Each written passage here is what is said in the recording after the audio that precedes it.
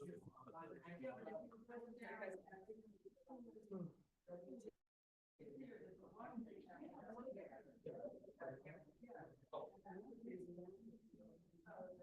have it muted right now because I just gave this set up.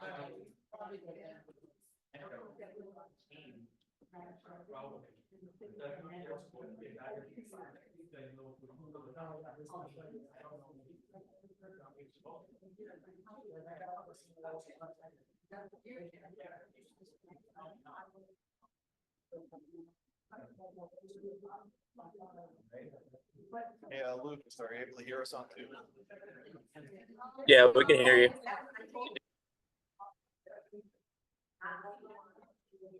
Yeah, Dan, this is Mike Eckert. I would say we could hear you, but it was a little light for me. Yeah, we're about to start the meeting here. All right, it is 6:01 p.m. I'd like to call this meeting of the Harmony Community Development District to order. First, we have the roll call. Brittany? Here. Joe? Here. Lucas? Here. All right, Julie is not here tonight. I am. We have a quorum. And the next item is we have the adoption of the agenda. We had Joseph, could you give us a quick what all has been added that we're reason we're adopting versus what was So it's just that finalization or at least fixing of what was touched on last time. If there were a few issues with minutes and a few other things that had resurfaced in the meeting, but it's pretty much. okay, but and that's separate from the consent agenda at the end. So this is adoption of this tonight's meeting agenda. Okay. And can you just give us a quick summary, like what the changes were, what things were added? Was it whether it's just the most of it is just like the landscaping proposals and then a few other things that the district engineer had put in his report, which he'll say. right? Okay, perfect. Move to approve the modified agenda for tonight. Okay. All in favor? Aye. Aye. Okay, next we have audience comments. We ask for limit your comments to 3 minutes. If you'd like to, you can come up here and speak in front of the microphone, introduce yourself, your name and address for the record, and we will listen and open the floor for comments. This is so close to the table. Hello, board. I'm Debbie Fuentes, 7450 Oakmark Road, South Lakes.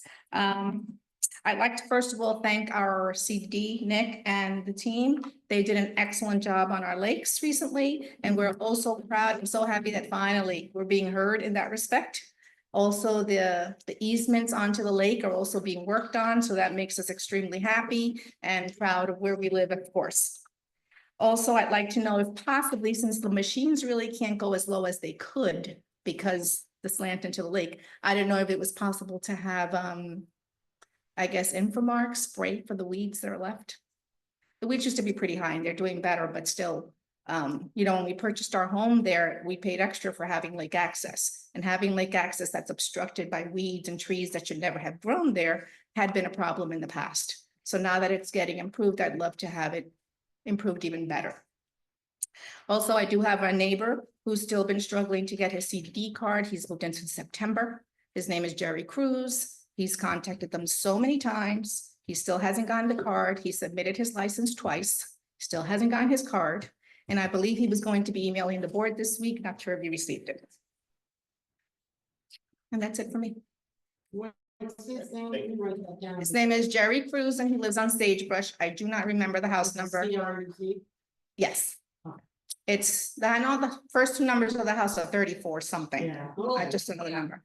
Yeah. So he's been struggling. Maybe it's being sent wrong because everyone else has been getting in there, so I'm thinking. Yeah. And I don't know what's going on, but he's been very frustrated. I remember the name. There's an email that was sent. You should have gotten it off Yeah, today. to bring that already this week I spoke with him and this car is already done. Oh, he'll be so happy. It's been going on for months and I know there was a transfer of people and the whole bit, so things get kind of lost in the transit, but I'm so glad to hear that. Thank you. Thank you, Debbie.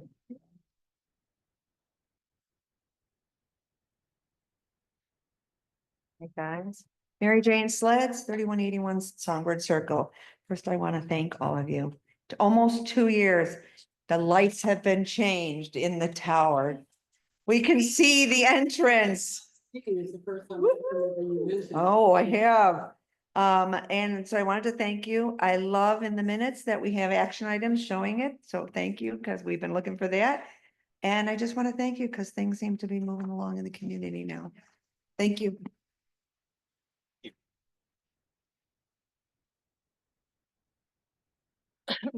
Barbara Finazzo, 3353 Sagebrush South Lakes. I also want to thank you guys. You guys, things are definitely moving forward. I saw my power washer guy out there. He got down to our amenity center and I'm hoping he's coming back. Yeah, to know, Yes. continue playing. Because there's a lot more to do, but I really appreciate it. Things are moving in the right direction. Thank you, guys. Wonderful. Any other comments from the room here or from anybody on Zoom? All right, none heard. So the next item would be staff reports, and we have a lengthy landscaping report. So Nick, come on up.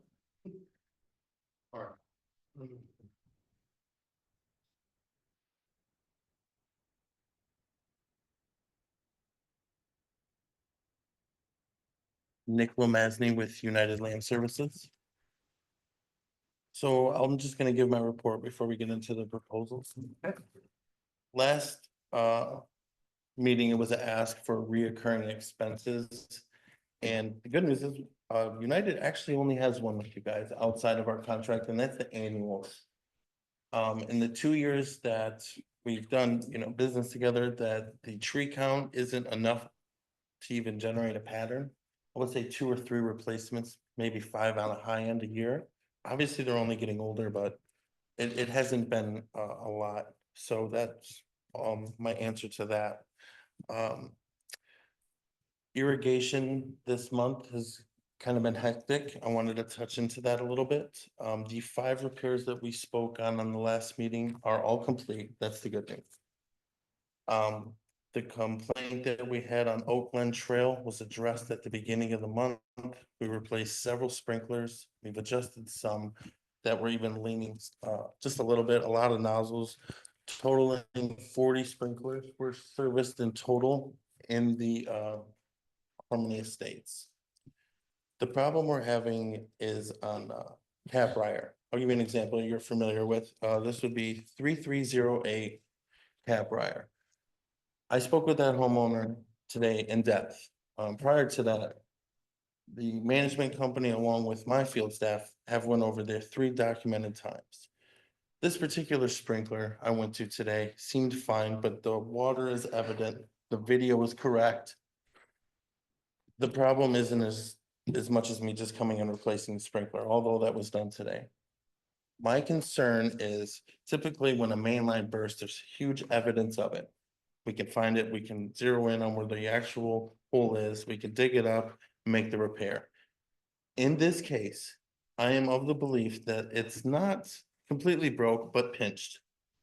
So what's happening is it's building somewhere and then it's just releasing, pushing it so hard that it's stripping the actual threads that go into it, as seen today.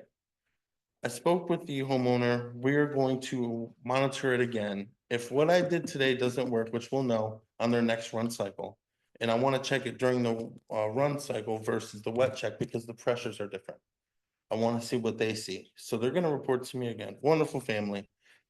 If that doesn't solve it, I'm going to have to excavate their front lawn to trace it and find it because, all right, they're upset, but I have to give them some type of result.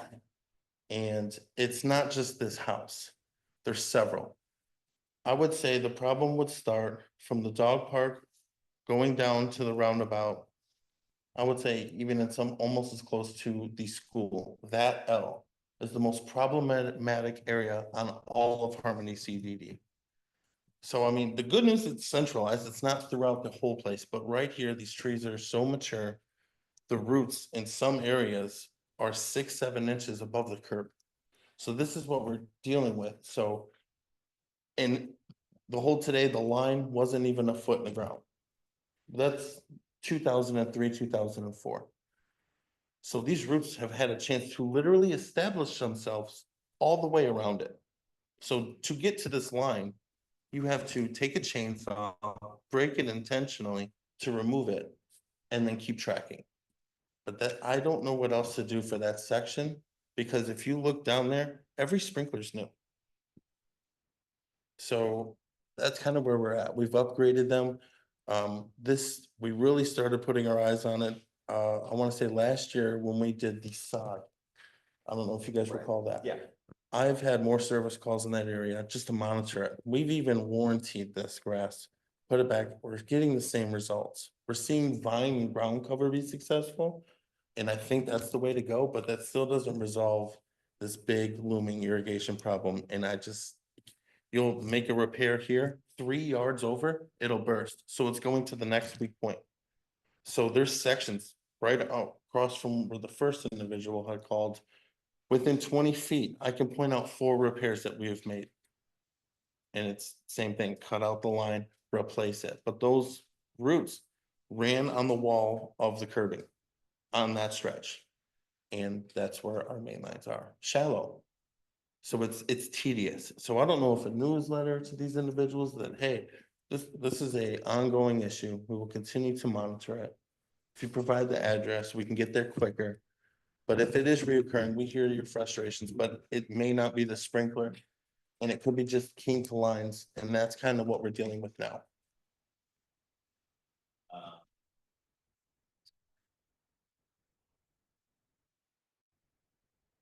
That's the irrigation. Now, we just had our IMC, which is our monthly check. We received it late this week.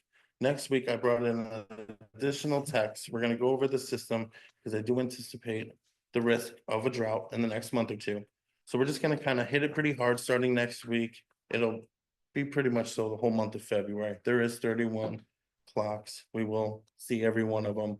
We do have pictures and videos of all of the breaks. So that's a start. So you're gonna see a bunch of flags and a tech coming behind. These are issues that we're gonna repair. So that's the goal for next month. Maintenance wise, it's kind of been the same hit or miss. A lot of species of turf have gone dormant due to the soil temps. That doesn't mean it's bad, it's just dormant. We're staying off of it. What's coming now would be the leaves and the acorn. So we're gonna have to leaf blow, get them up, haul them off. So that's gonna be February, March, the biggest task. And then we will give the turf a break after that to heal up. But as far as the standard monthly report, that would be it outside of the proposals. There was one item which we'll talk about in the proposals, which was the theft of our clock at our entrance. It was brought to my attention, someone opened it, which if any one of you can hand me your key ring, I can find a key on it to open these clocks. It's pretty universal. They grabbed the top faceplate and ripped it up. When doing so, they pulled the wires from underneath. So we had to bring a new one in, reprogram it, we relocked it. It is functioning, but this is right across the street from about a year ago. We put in those clocks. Do you remember when someone bent the rain sensors? This is that location. I call it the tower entrance. It's on the right-hand side if you're leaving. The fence is down, it's a little bit more exposed. In the spring, I will propose that we put some shrubbery to hide them. The ones that are in view, I'm of the belief out of sight, out of mind. I don't know, they already are locked. So there's not, unless I propose to put 31 combination locks on these, that's kind of where we're headed. So I think we should try to hide them in the spring when the weather allows, because those soil, we need help from the rain. When you say combination locks, so It wouldn't be a key, you would have to have a combo. yeah, but they wouldn't have to be terribly expensive, would they? They're generally more expensive than a key. I would say between $8 and $12. Well, But in the overall scheme of things, $200 or $300 to save all this asphalt. Yeah, it would require me to drill into the, what I call the satellite, put a lever So on there's them, not a hinge. just put it- okay. So I would say we just hide them. Yeah, That would be next step. no, I was thinking double whammy. Yeah, that's. On the South Lake and East Lake. To the point we have been going down as close to the lakes as we can. In the winter months, the water table drops and it shows a ledge. So we know where we can go safely, so we can get lower at this time versus in the summer months. So we're gonna take advantage of that until the summer months. And then if it gets a little high, just know in the fall, we will return into it again. Part of their we did a proposal and it was won by you guys for seeding. I wanted in the minutes on the 4th week of March. We're gonna do another application of seed in the easements there. That was already figured into the proposal, so there is no additional cost. It's just a weather thing.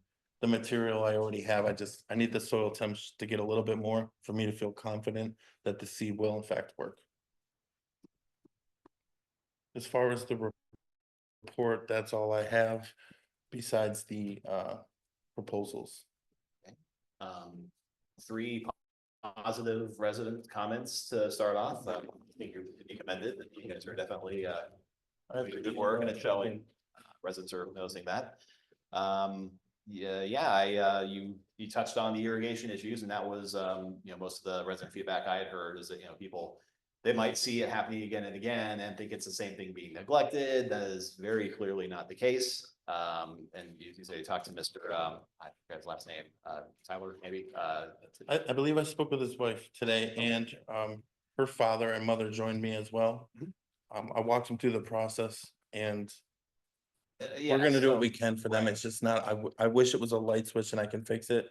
But it seems to be a reoccurring pattern and I think once I do some exploring, I think I will resolve it, but a resolution, I don't know. Yeah. To add to that, because I happened to go by today. In front of her house, she can't even park her car to get her kids out of the car because it's so mucky and yucky there by the. And she's literally next door to the drain. Right. So it's, and they got little kids, their little children running around, so she we're doesn't all, want Kids getting in that water and Right. so it really. So how big is that area though, that you're saying it'll just kind of keep progressing? So it starts, the verge. So to me, the boulevard, depending on where, so from the sidewalk to the road, that little piece of grass where all those oak trees are, those sprinklers there. It happens throughout the community, but that's kind of normal, but between the park, around to the circle, down to the school, those trees are the most established. So a break there, you don't bring a shovel, you bring a pickaxe. So but the lines now are being compromised, so we can't see that until it's busted. The problem is the residents aren't getting the proper water that they need, and there's nothing visibly we can do to correct it. So, I'm curious. Yes, I agree with them. You have a good approach, and communicating with the residents I couldn't ask for more. I just, brainstorming, because this is only going to get worse as more and more trees on these verges, keep sending more and more roots down. Whether it's being more proactive with, hey, we've done sod in the past, maybe a vine cover or something is what we need to do preemptively, and whether that means we can, if there's any other associated plumbing changes that I'm just open to ideas. It seems like Challenge. most of those residents, in the course of a year since talking with them and we doing that project, I would say I spoke with 6 of them. And I think all of them are willing to go with the vine and just do away with the sod, because we brought it in twice. Why do it if it's gonna fail?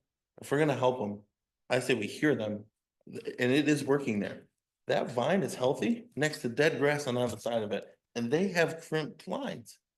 So that tells me even with dealing with this is gonna make it. Prevent washouts, children tripping, things of that nature. It sounds like that's the route we go, but we gotta tackle this piping issue. And I won't know, she's gonna contact me by Monday on her next cycle. I checked her clock. And I told her to do the email, but attention Nick, so please send it and I will just go over there and I'll know. we have markers and a plan in place. Anyone else on board have any other, just, questions or feedback from Nick, for Nick, based on his report? Before he can propose, okay, something else? I do want to ask you, I did receive an email from you regarding a tree on Sundrop. I did reply with that. Was that sufficient? So impressive. Really. Okay, The detail, obviously you're keeping phenomenal logging systems, service logs that you were able to go back and pull that detail. That was, blew me away. I will say that because we did plant it, and we are currently doing the service, we will hold the warranty. I just gotta allow the shed cycle. We did replant it. But let's see if it comes back. If it doesn't, April, everything should be budding and beautiful, especially the oak trees. We'll know then. If it fails, have her email through the same chain that she did originally, and we'll replace it. Thank you so much. No Appreciate that. problem. That's all I have then, besides the proposals. You guys are knocking it out of the park, let's see the proposals. So these were all either requests or found on the field items. I have them organized based on the way that you see them. So the first one is for stump grinding on 3412 Middlebrook.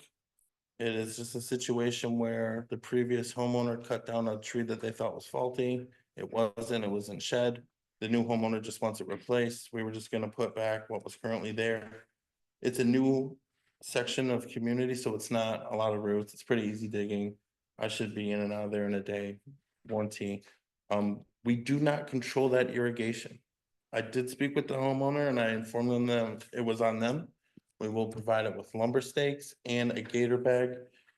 If you see in the picture, there is a bubbler there. For the warranty to stick, because we don't control it, that it must remain in the gator bag. And we will honor the warranty through our duration, but it has to remain in there for 45 days.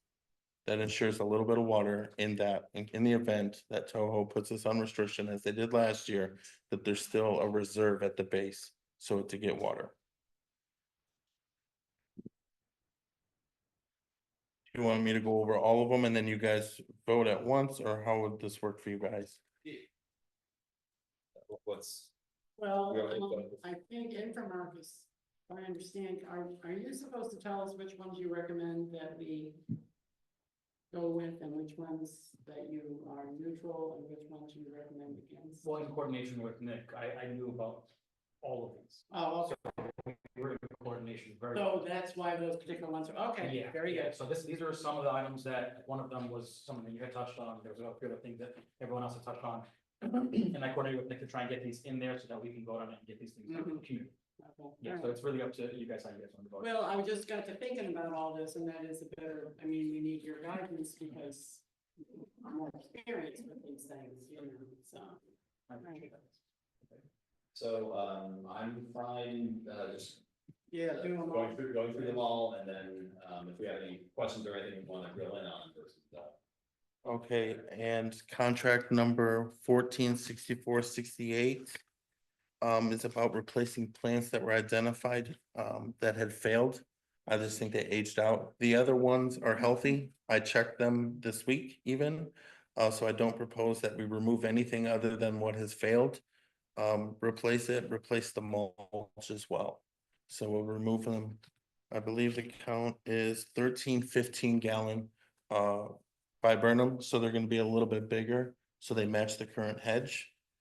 And that would include a pallet of pine bark on the other side of it.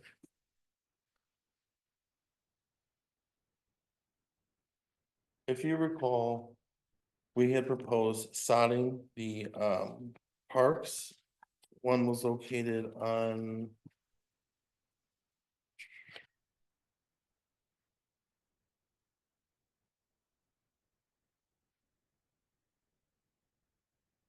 Meadowbrook and Feathergrass, both of the parks.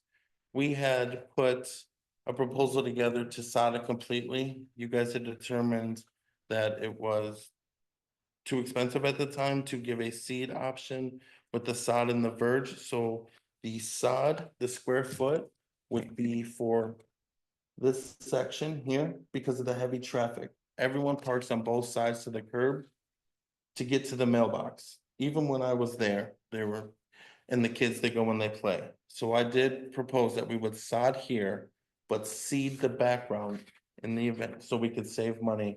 And I brought the price down substantially from the original, proposals.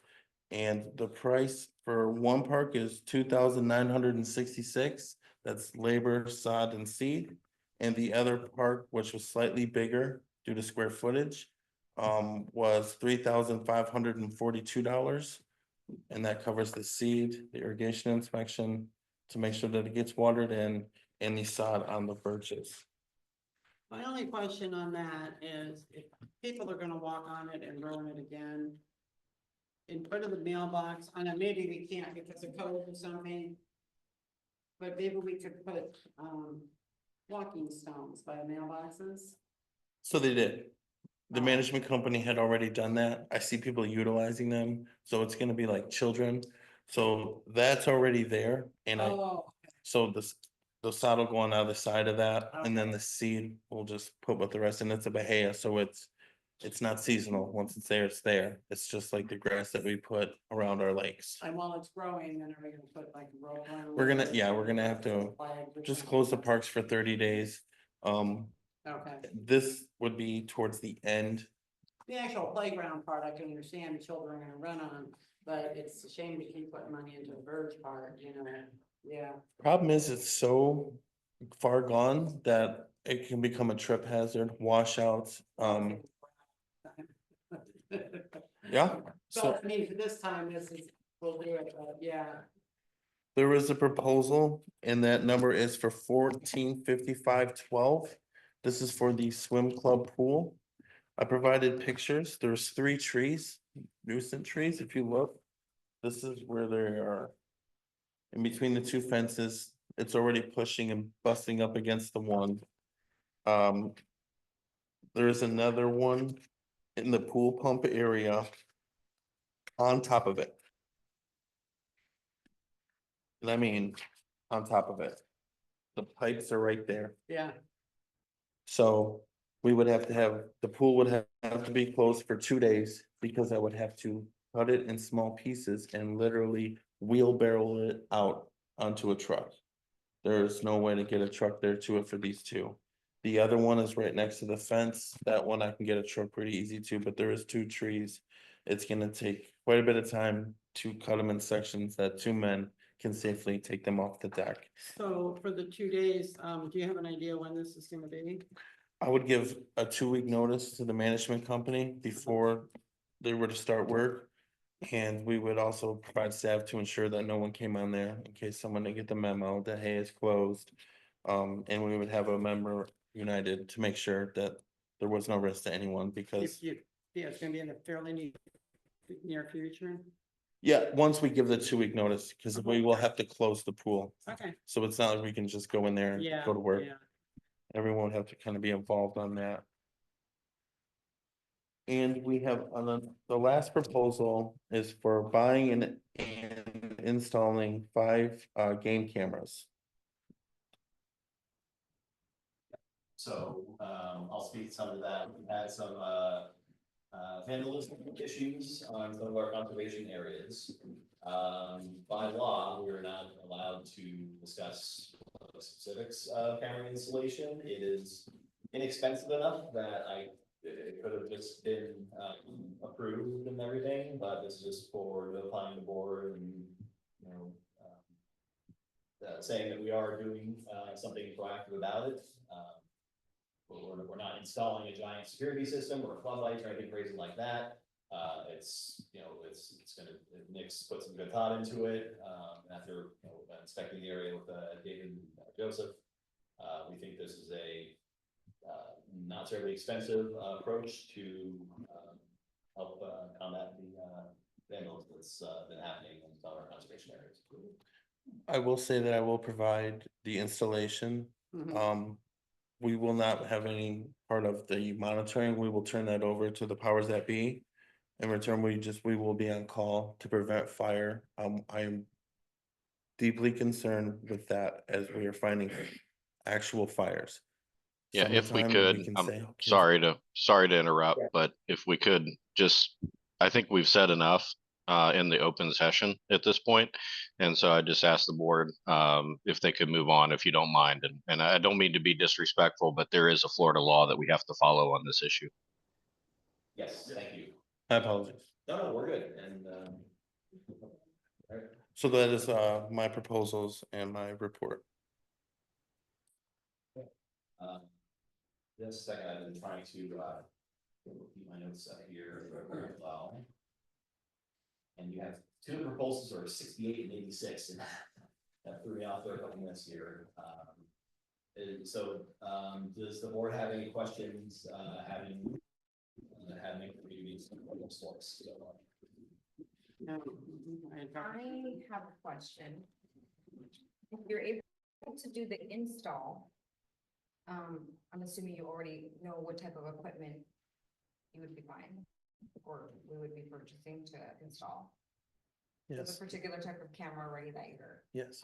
okay, Yeah, so, and we just can't go into any kind of specifics about it. okay. No, my question is more typically, I've seen where it's a lot simpler to streamline things where we have a vendor that's going to be, I guess, monitoring is my question. I know you're not, right? But that's kind of the concern. Typically, it's easier when you have one vendor doing installation and providing the service, because we might be restricted in terms of what service we can use to monitor. You know, the equipment doesn't necessarily match up. That's one of my concerns here. Yeah, if I could, I don't know if I can- anything about the specifics of the security equipment or anything of that nature, we would have to have a closed session of the board, and we'd notice that for your next board meeting. So if that's what the board would like to go into, that's how we'd have to handle that. Otherwise, we could address it today, but we can't talk about the specifications or the type of equipment that we're using. We can't talk about the locations where something might be placed or anything like that in an open meeting. And the public purpose behind that statute is that they don't want people who are trying to do bad things to be able to look at a public meeting minutes or recording and figure out how to circumvent whatever security system that the district has. So again, I don't mean to be disrespectful, but I want to make sure the board is complying with that provision of Florida law. No, that's fair. My question is not in reference to specifications or location, more in, again, the service, the monitoring of this equipment. If United is not handling that, oh, you will be, okay. So then I do have some, I guess, other concerns, because as you know, we've had issues with the flock system. And just so it's on the record, it's been a month plus that we had an incident in the neighborhood, exactly what the flock system was implemented for, and still 30, what are we now, 39 plus days later, we've been ghosted. We have no access to anything. So obviously that's something that I hope, we'll be discussing, but the point is, I don't know if it makes sense for us to go to, or, I know we don't need to go to the residents, but spend more money on surveillance when we can't even access the footage, the surveillance system that we have right now. Right, just to speak to that, so the block system is obviously third party, it's not us, right? That's someone else that was hired, security contract company that was hired to do that. And I can say, just from my own experience, just maybe in that for the district, if it was given to us on a security level to overview, we would have a dedicated staff for that. And I can speak for my regional who has also mentioned that as well, but to this particular situation, we would have someone, just an Infomark employee, monitoring and giving updates just in general to you guys, so that we all can combat this. And on the aspect of contacting the sheriff, for example, that would be within Infomark to do as we get the alerts. Okay. And my understanding was the sheriff's office was given whatever access they need to the cameras within a couple days of the thing happening. Now, whether they've been able to. I don't know. I don't know if that's, I don't know. Did you get, I don't know if you got that information. speaking to Flock directly because, and again, not to go into the security details, but, there's parts that, like residents have, they're supposed to be able to register their own vehicles. And I've been talking to Flock, trying to troubleshoot issues they've had with, getting that, making that available to us. And in that conversation, it was also related to the break-in that, my understanding is that the sheriff's office has whatever access they need. Now, whether anything has come of that investigation, that I don't know. And that's could be, and very fair to know, but, the way it was explained to me, Joseph doesn't have access because I believe when him and Howard, when he moved into Howard's position, Howard had, access at one point. The access was never transferred over, so this has all been logistical, as far as his access goes, or as far as, Infomark's access goes. My issue really boils down to, because this is like $2,500, right? I mean, this is the minimal amount. The issue more, I think, for me is gonna go back to, it's gonna fall on Infomark. And so one really sensitive issue, I think, has been the lack of service logs and the lack of records and the lack of a central monitoring system or logging system where we could go back and refer to things. The reason that I think, Nick's report to a house, he was, obviously, it has to be a very impressive system. He was able to probably search by address, date, time, receipts, timestamps. And to my understanding, like, we don't have anything like that, which was the reason that we were wanting to implement this app. And I feel like this got really long-winded, but the point is that this would just be something else that we're adding on to Infomart to take care of. And for two reasons, that being one, we've already had a lot of logistical issues. Service has been improving, but there's still a lot of logistical issues. That's going to be a big hang up for me, but also, again, the fact that we've already implemented a system just a couple months ago that we still having trouble accessing, to come back and then say, hey, not that the issue is not valid, because I even met you out there. I just don't know. I'm not 100% convinced right now. Okay, my response would be, we do have a responsibility for the upkeep, maintenance of the conservation areas that include basic control. And in a case like this, where we have, not just seeing the evidence of happening, it's evidence of it happening, but the residents seeing and telling us that's happening, someone going back there and just literally cutting down trees with hacksaws, just wanton destruction happening on and burn piles. We have to do something about it. Like if we just sit and hope it stops on its own, we might, I mean, I'm not saying it will happen, but we might be subject to enforcement action by, I believe it would be South Florida Water Management, who, is, I guess would be the enforcement body on making sure that whoever is responsible for upkeeping the different, conservation areas, public lands, that's being done properly. So, in this case, it's, I mean, it's my statement I'll make in favor of it is a small fraction of what we pay for a year of the flock service. It is a night and day cost comparison. It is, not get, it won't get any details, but it's at least showing that we are taking some kind of action to, what between the deterrence of us taking action and the actual potential enforcement of catching someone in the act and being able to involve law enforcement. It went from a meeting in person and touring the damage. This seems like a not terribly expensive attempt to try and control what's happening. Definitely open to other ideas. David, you like to? Well, I'll tell you, the cost of mitigating for all this, if it keeps going, will be far exceed the cost of this surveillance. We'll have to come clean sooner or later with the district and tell what's going on. Hopefully they'll be understanding what we're dealing with, but they may make us mitigate for all that damage, and that's gonna be a very costly undertaking for the CDD. Mitigate, would that be like replanting trees? Replanting, yeah, monitoring it. And just to touch on this situation, not to get the detail, but with Nick's proposal, they are ours. They do not belong to Flock, they do not belong to, or I'm sorry, they are the districts. They do not belong to Flock, they do not belong to Infomark, they belong to the district. So how the use of them comes about, it all falls on how the district wants to use them. And we could use them in another place at Anywhere. another time. if- Anywhere, wherever, whatever way that you want to shape how the use of them are facilitated is completely at the will of how the board wants to use it. Yeah. So what we could do is, table this and with the next upcoming meeting schedule, we'll say a shade session like we had to do for, going. Block of contract for the entrance cameras. I would. I guess let me ask one more question. As far as Infomark handling the monitoring of it. Will it be, storage as far as how we're, storing this footage, but also how long are we storing it for? And then if there, is this going to be something that's, continuously monitored, or is it something that we'll refer back to on if there's an issue?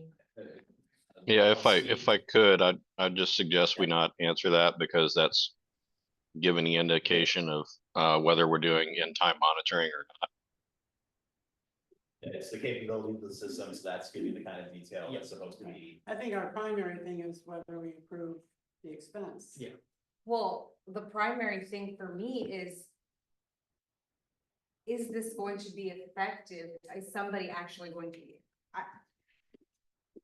I'm having trouble. We can't guarantee effectiveness, just To like. we answer, can't or to guarantee- give you some context to that, it's really about what is shown when incidents happen. Mhm, Right. Okay. So it's really what we can determine is a full-on, incident partaking at any given time that the footage is taken, as opposed to someone walking. You know what I mean? So it's up here, at this point, the way I've positioned it is leaving it up to us to keep you in the know of what's happening and combat it as best we can.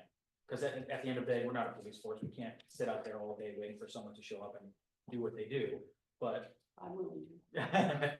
but, it's really accountability, and I know you're big on it. I wanted to bring that into this session, so that you're aware that this is gonna fall on us to oversee and make sure any relation to this situation gets fed back to you, and we can take action. The other thing that I would say, not that anybody has said otherwise, but this is not little children doing this. This has got to be a little older. I would say at least probably 12 or 13 and up. And the longer it goes on and they don't get stopped, the more emboldened they might become. And as Nick said too, we also have the fear of fire, which, would be, so. Are we allowed to, Marilyn, has something to say? Can we? I don't know if you're not, but I've been dealing with cameras for the last 14 years in parks and Harmony.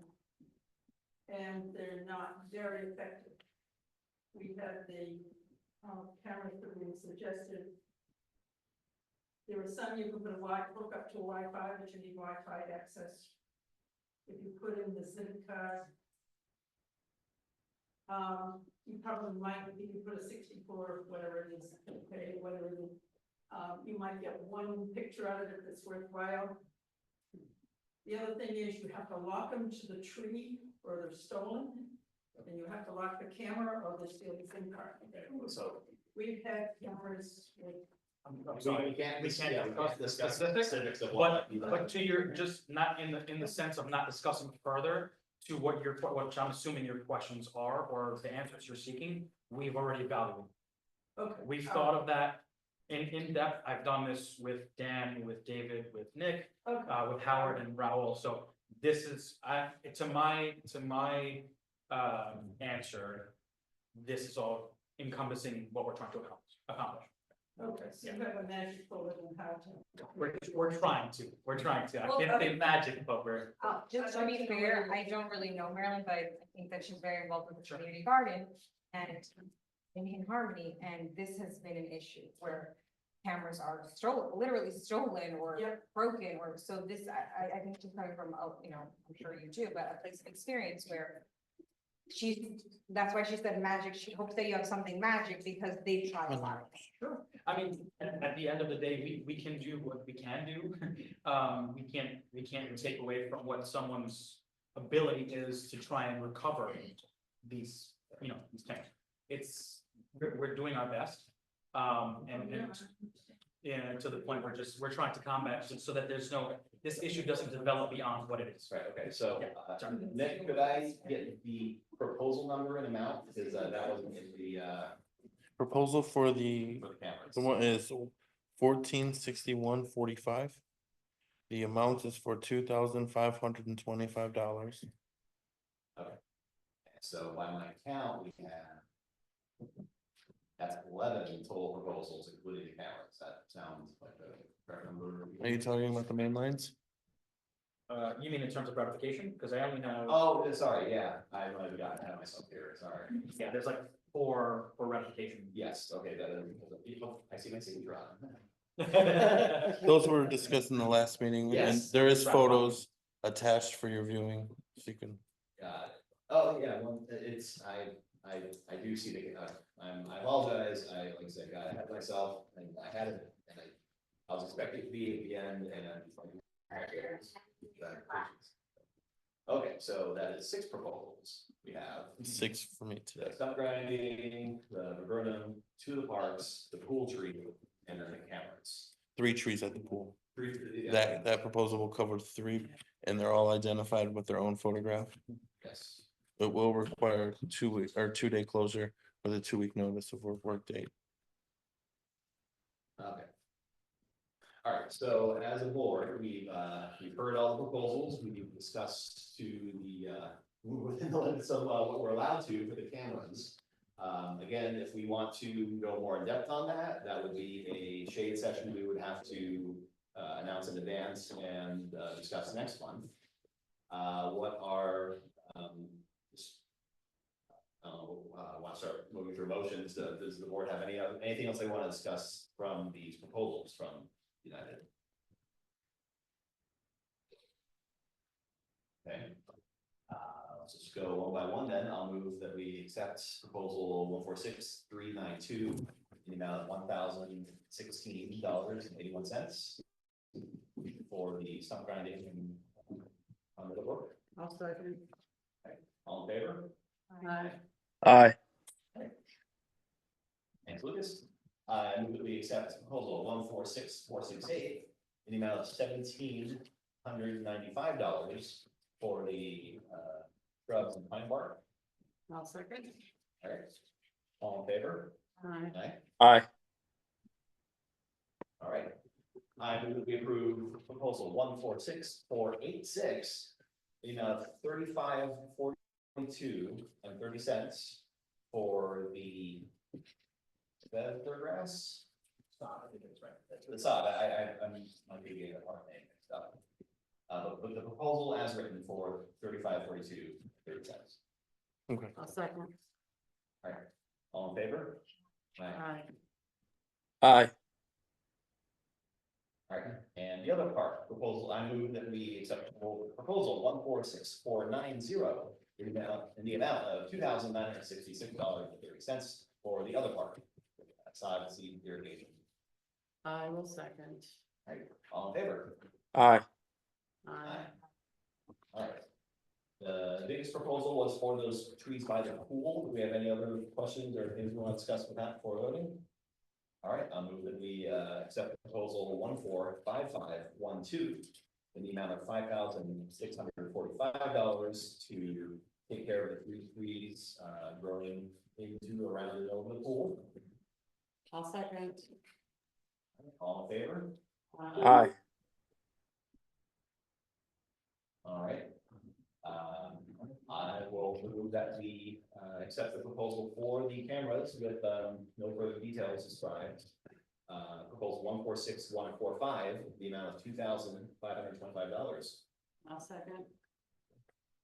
Any other, we have the motion on the floor. Anything else we want to discuss? No, I would like to move it, so I'm gonna, You like, I would like to table it to next meeting. okay, And hopefully get a poster. okay, Lucas, what are your thoughts on I'm okay to decide this meeting. I'm for it. Um, I guess it's up to the entire board. Well, yeah, we have a motion on the floor. I'm also in favor of doing it now. Joe, if you have, would you prefer? Yeah, okay. All in favor? Aye. Opposed? I'm opposed. Yeah, okay, with, Supervisor Cornell opposed, motion still passes. And can we do the ratifications all at once? Yeah, if you want, okay. I move to ratify proposals 143348, 145383, 143850, and 145787 in the amounts shown in the agenda and discussed last month. I'll second. Thanks. All right, all in favor? Aye.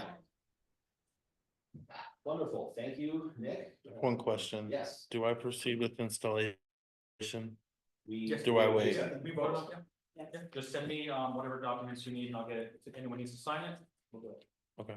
And hope the best with that. Again, there are no magic bullets. Give you some point. If you want to talk about it, I can discuss. Is there any other questions for me, in regards to maintenance or what's next or anything? I think you covered all. Again, just keep it up. You guys are doing amazing. Well, Thank you. yeah, Pat's been doing it. Yes. We'll try to improve with the irrigation and get some of those people relief, but, and just know that we're trying. It's gonna happen all. Thank you, guys. Okay. Next item on the agenda is the field inspection report.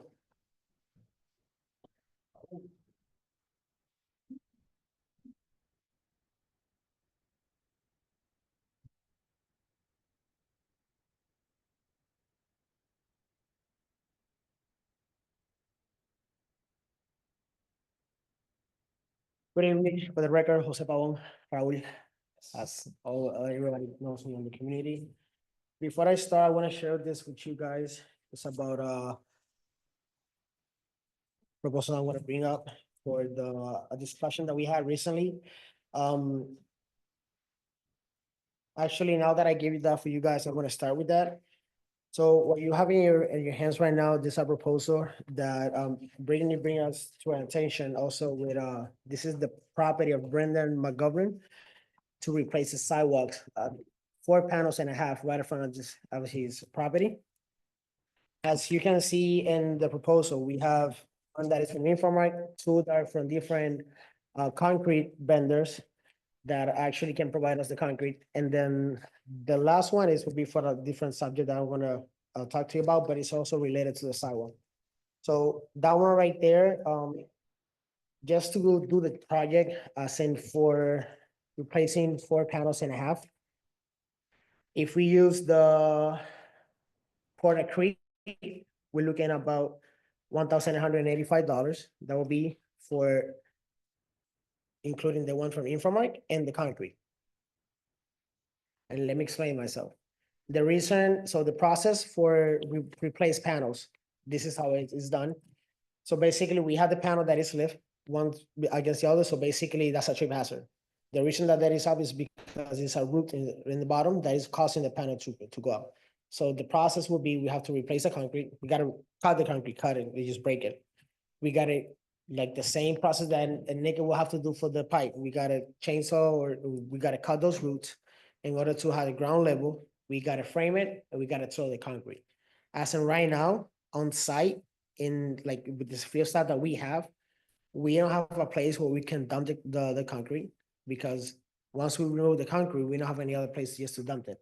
There is a place near Harmony where it's a company that we can dump the concrete there for free, but also we don't have a trailer to move it from point A to point B.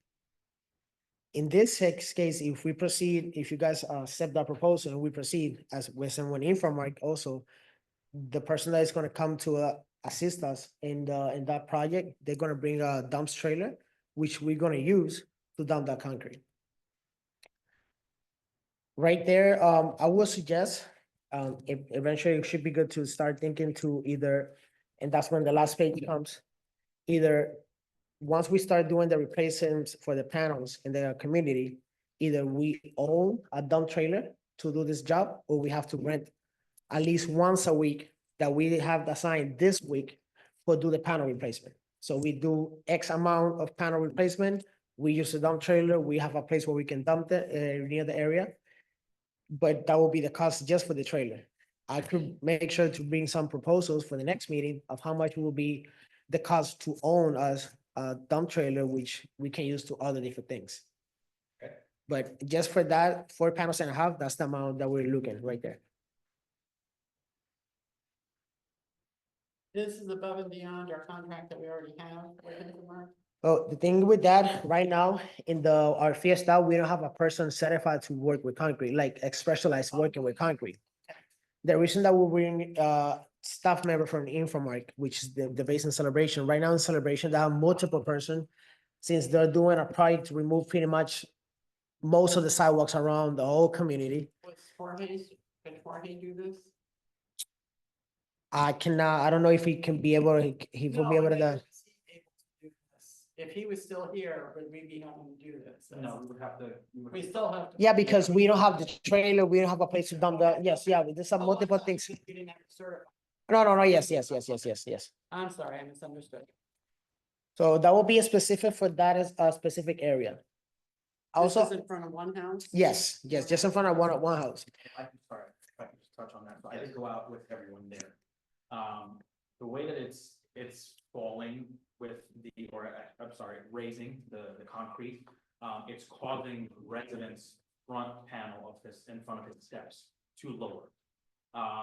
This situation has happened with a lot of other homes, which will cause the homeowners to raise that concrete panel up, which is what we're facing here with Brendan McGovern's home.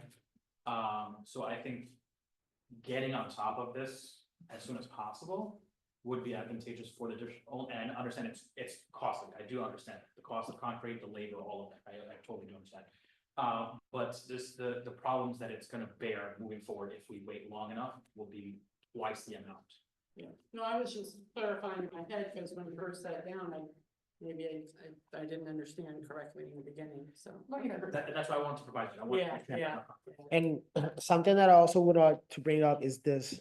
I know that this is something that we have to make it happen, like, because it could be a trip hazard. It is right now, but what I really would like to bring to the table is that there's areas around the Cabrier, the Buck Lake, 5 that needs more priority than this right here. The only reason that I'm bringing this, like right now, because I know as part of Brittany, she bring that to us, like to attend, since basically to follow up with this. So I just want to, bring out you guys the information that you guys need about that one specific.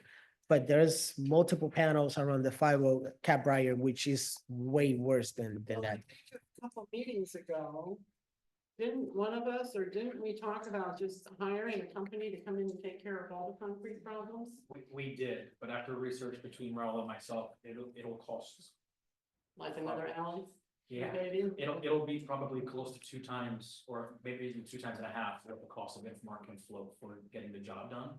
Yeah, But I meant we would have to budget it, Of but course, it of would get it done, because there are so many areas that are trip hazards that, if someone trips before we get it done, and not only is it gonna cost us a lot of money, but someone could be badly hurt. Right. For sure, Right. So, yeah, and that's why. I'm wondering if we shouldn't just, Right, like what's the system here? Thank you for bringing that up, that there are several others maybe in the queue. Obviously, this is a piece, like you said, you brought this before us because I sent him an email about it, because this resident had been emailing me, so I just wanted to make sure we addressed it. But that does open up a whole nother Pandora's box here. I'm sure other residents have reached out about similar issues. Do we have maybe like a list of other residents that reached out? I know you have some other spots. And then how are we ranking these in terms of importance?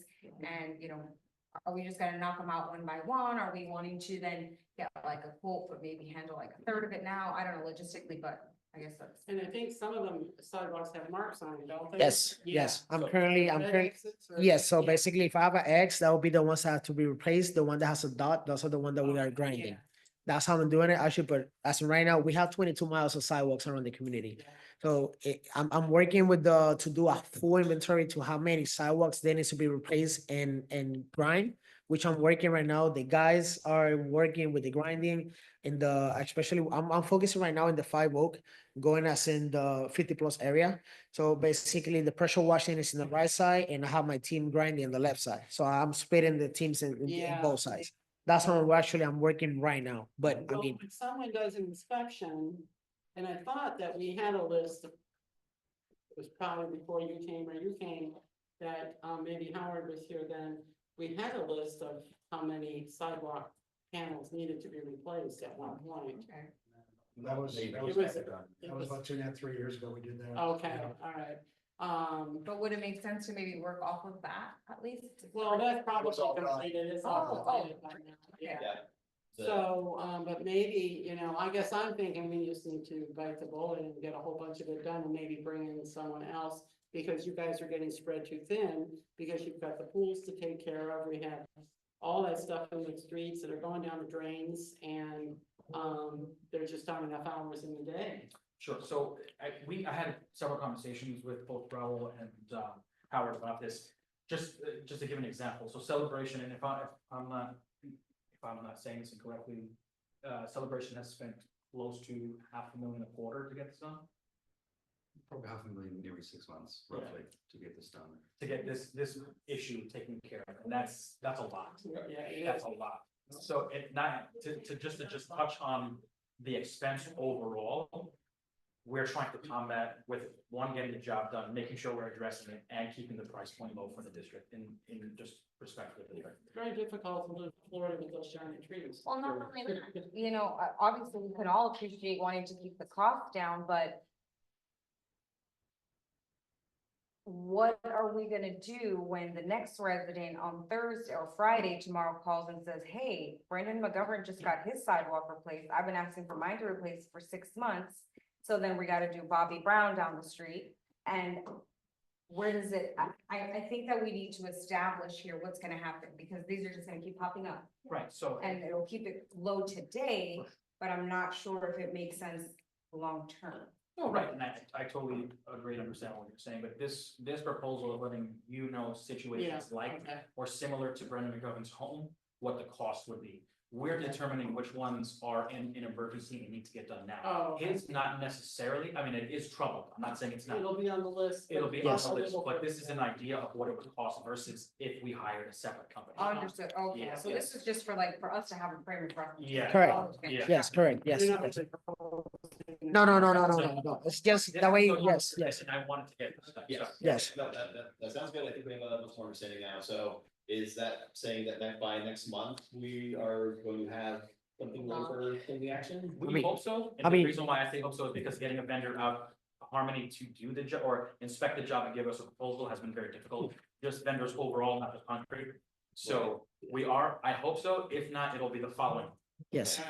I'm just gonna lay that out there. I want you guys to be prepared. Yeah. We're doing our best to get people out there for proposals, but I just don't want the expectation to be next meeting, yes, for sure. We'll hit you with 3 proposals.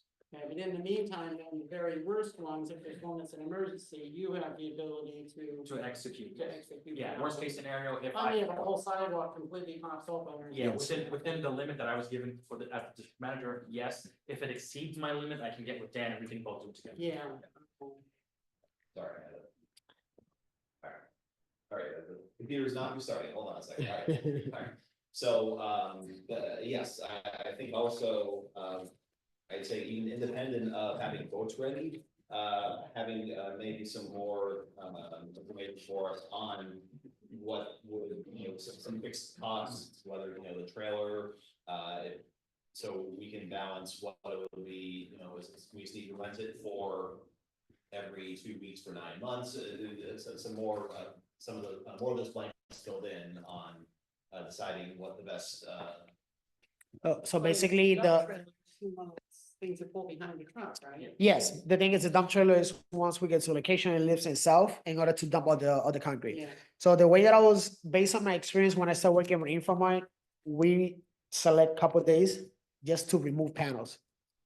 The next couple of days, when if we continue working, we don't need the dump trailer for nothing because the truck is gonna come itself to the location, dump the concrete. And then we put it nice and even, how it needs to be. We frame, after we do the framing, all that process. So basically, the dump trailer will be at least once a week or each month in order for us to create this plan. Okay, so right now we're gonna do from this house to this house in the Cap Ryan. We're gonna move this amount of sidewalks. That's when we come and we select that week to remove all those panels. So as of right, for the next week, we don't need the dump trailer at all because the truck is gonna come and then it's gonna deliver the concrete. Yes, sir. Cost versus renting. one- Yes. one per- Yes, I think the sidewalk situation is gonna be ongoing. yes, that's correct. And also, when we're talking about this, I had another thought, if I could interject now before I forget, but if you do anything on Caprior, get with Nick, because that might be a chance to dig up something else, right? Yeah. That needs to be looked at under there. Could those lines be moved? No. No. Okay. Completely removing at least section at a time. Okay, I don't know where to put it. well, under the new sidewalk. I wouldn't want to do that. Oh, okay. If something would happen. Yeah, Yeah, oh, okay, that makes sense, all right. So, but a follow-up to that, if we were doing the fine ground cover, is that maybe lower diameter or like, does that change anything about the irrigation infrastructure itself? Nope. We obviously want the system running as best as possible. But the vine, we could pick a spot right now and start, we'd scrape it like we would prepare for sod. And we would, make room for the plantings, water it in for 30 days. But it's pretty good for that. Well, we talked about before, but in the context of working on sidewalks, doing the vine ground cover would eliminate the need for still having the irrigation. No, you're still gonna need it, but it won't be an eyesore and it's tougher. It'll last longer, it can take a beating. The house that we were at just today in question, that's sending email, the vine was great. But everything around it. Right, but if we still have to dig up sidewalks every, 2 or 3 years, It'll take, I've seen like hurricane damage, whole trees falling on it, and it's been a couple weeks before someone got to it, and they just picked it up, it was fine. Wow. all right, so, what did I say? My question is, so Celebration, and they're obviously much larger than us, does Celebration own their own trailer? yeah, they do. Okay. Yeah, Yeah. they do. So that's my question. That probably works. Yeah. Right. And I assume they are using it, extensively and whether, since you do field services for both, Yeah. sure there's. Yeah, it does. Yeah, that's why we wanted Harmony to have their own, because just to give context, their ongoing concrete work is in constant use of that trailer. So if we have our own, it's not just the concrete, we can use it for multiple uses, Yes. So all that justification. just for, Yes, Yeah. yes. Are we talking hundreds of dollars or thousands of dollars? No, like 12, 15, 12, 15, yeah. If I may, Yeah. Lord, there's also another option that we could look at exploring as well. There's what Raul was saying is there's gonna be panels that you're gonna have to replace. There is a company called Precision, Oh, yeah, I was gonna talk, sorry, that was, there you go. yeah. But they've actually developed a saw which they can actually trim the panel itself. Now, once it gets to a certain popping limit with that, it has to be replaced. It's just, it's like a liability, it's a safety issue. But they could come out here and quote for the proposal, get up. I guess the biggest thing is all Raul's doing now is getting the priority list. And where those locations are and then dealing with those first. And that would be the same thing for any vendor that comes out here. But that is just another option that we can do as well, get a proposal for them to come out, and they would basically just cut it Like a fillet. with a saw. I was just- And so what that does though, it actually speeds up the process. They can Yes. do a lot of cuts a day. They'll obviously replace their blades Oh, and things like that, but it's a lot quicker, so you'll see faster results. And it's at almost half the price, right? Wow. It is, it really does, yeah. It's and time to budget for the big one. It is, and it's probably something that we could, there is a line item for sidewalks, Yeah, and yeah. perhaps we look at that as another option, which Yeah. will be a lot quicker. Well, We'll see I results. would be in favor. I would like to see Yeah. that. Let's make sure that's included Yeah. for our comparison. Okay, all right, good, thanks. Thank you for doing that. Okay. Moving forward, other things that I have here in my list of also the inspection and the report. the light as the. Now bring out we replaced the lights in the east tower. Actually, the Buckley restroom and the Ashley pool pump, I've been in contact with Dan, providing the updates. Basically, that's already fixed because the restroom was clogged. And the pool pump was down, but we were able to bring the vendor that way, so that's all resolved. Also, we're still in the process to hiring another person to join the staff. That way we can have 6 persons, but we are working on that. Actually, this coming week, we have interview, Howard and I, we're gonna have a couple interview for that position. So I just wanna let you know that we are working on that as well. I do have something that I was thinking about on that, if I could, I don't know if we can do this, but would it be possible to have one of the field staff that work like from 12 noon till 8 p.m. So there's someone here after 4 o'clock? Because does anyone check the pools? I mean, just the lock is working, but nobody goes and makes sure people aren't in there, right? I mean, And then they can go and lock the restrooms up at 8 o'clock.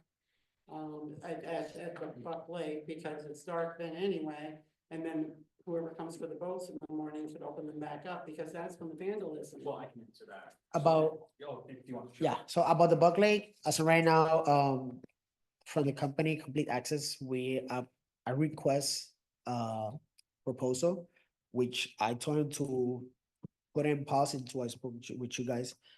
So basically, they can develop a system that can lock the doors permanently for hours into the next morning, where it will open automatically. He can provide me with a proposal that I can share with you guys. Also, I already contact a company where I'm just waiting for them to tell me the price, or we can replace the doors because those doors are damaged. People have been kicking the doors and everything. So basically, they're damaged. We have to replace first the door. After we replace the door, they can come in and install that system. It's like a magnet that's going to be in the door. They don't need any key fob or anything. But if someone's inside, can they still get out? Yes, for sure. It's just the turn and then get in. Yes, it's fraternity. Yes, Yeah, yes. just to make sure no one's just locked in there. Oh, no. Yes, yeah, that'll be done. I Yes, think yes. this has one of those, those green buttons, press to release to Oh. exit. Yes. If that happens. If that happened after, let's say that we haven't scheduled until 7, but the person is still inside. If they're inside, they will be able to, they come on, yeah, Okay, for sure. Yeah. Yes. One and one. Yeah, but definitely since I've been too many vandalisms in that area, this is something that I can have complete for the next meeting, that I can have that proposal presented for you guys in order to have those doors. The doors are gonna be replaced, either the system comes or not, because the doors that we currently have are all messed up. So basically, we are gonna, we, as Didn't a, we just paint those doors recently? We yes, did, yeah. yes. I mean, but those doors, they just need to be replaced. They need to be replaced. I'm just waiting for the price. I mean, that way we can just go ahead and replace the Okay. doors. I just wanted to touch base on what you were saying, just really quickly.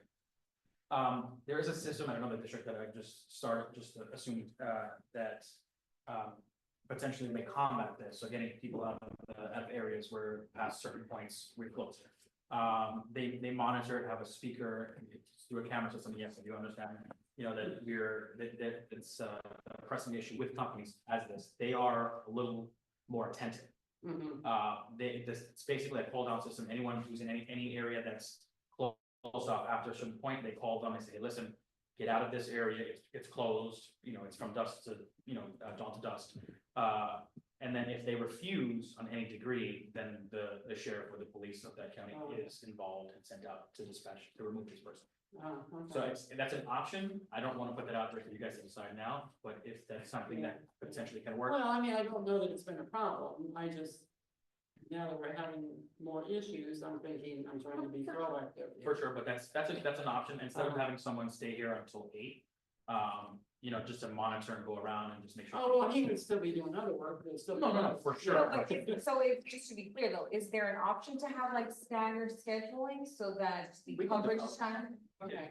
We can, Are other districts doing that at all, or does everyone? not that I know, but I don't see why it wouldn't be an issue if we're already hiring a 6th person to be. Well, if a branch starts coming down off Yeah. a tree, I mean, things can happen in those hours, and then there'd be someone here to take care of it. For sure. Instead of Nick always having to get over. and Yes, go- branches.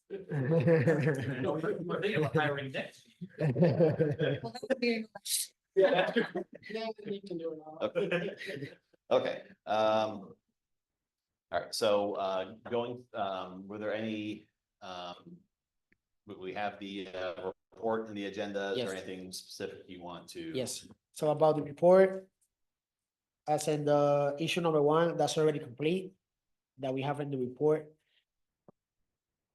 Also, the issue number six, which was the light from the tower. See here, issue number 18. Issue number 18, that's the pergolas that we have in the bug lake. So we have to rent a machine, like a lift in order to do that. So I'm looking forward to do that this coming weeks.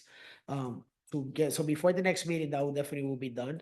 But we already have the machine, we have everything, the paint and everything. It's the pergola here in the bug lake. Right. Oh, Yeah. okay. That- So yeah, we have two. There's the bad house and then there's another one right next in the entrance of the bug lake. It's smaller, but still we need the lift in order to do that. So actually, before the next meeting, that's going to be complete.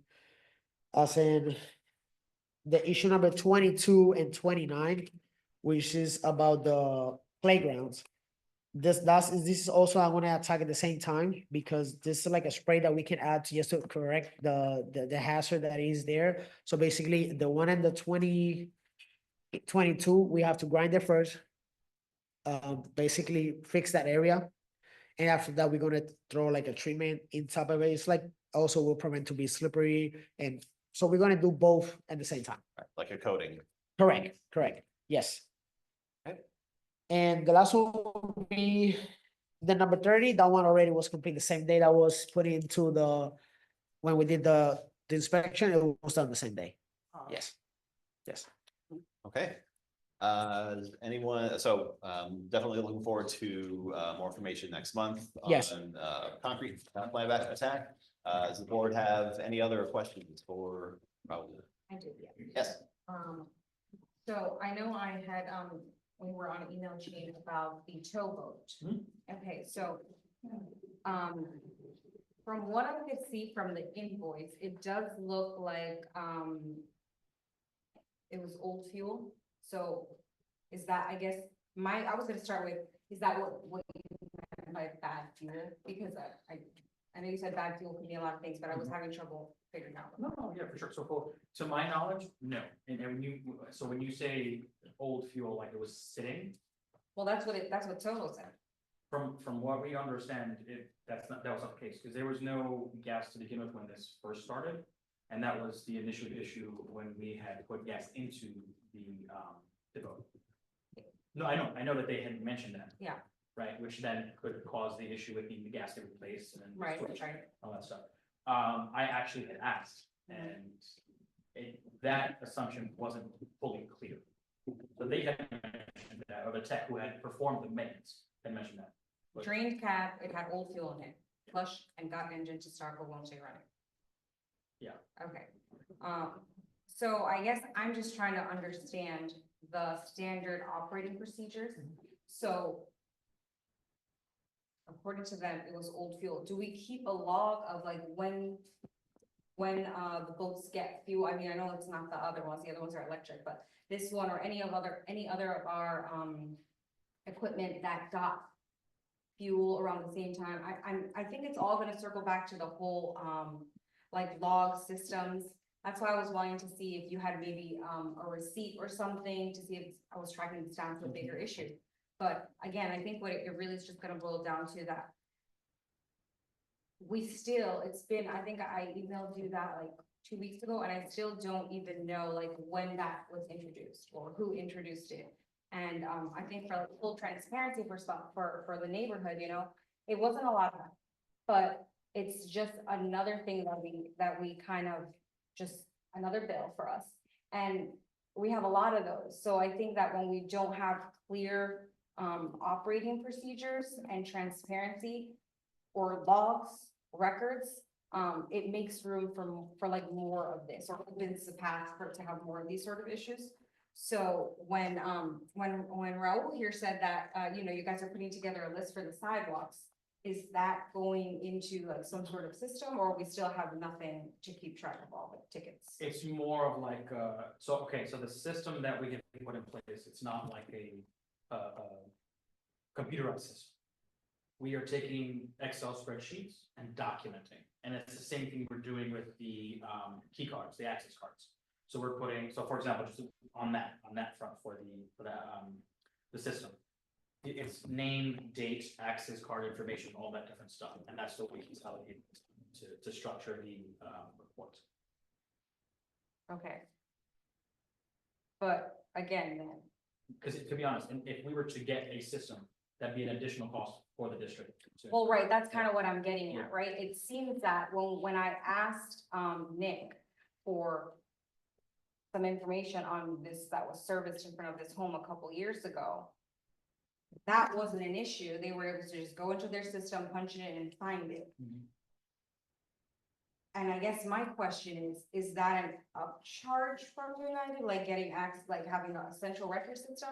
Because we don't have one, and it seems that the only way for us to get one is to pay for it. Mhm. But it just feels like we would be managing, we need to pay to have a management system for our management team. It just, I don't know. I get exactly what you're saying, but just to touch, so I've been in management, or not just CDB, just management overall, so property management.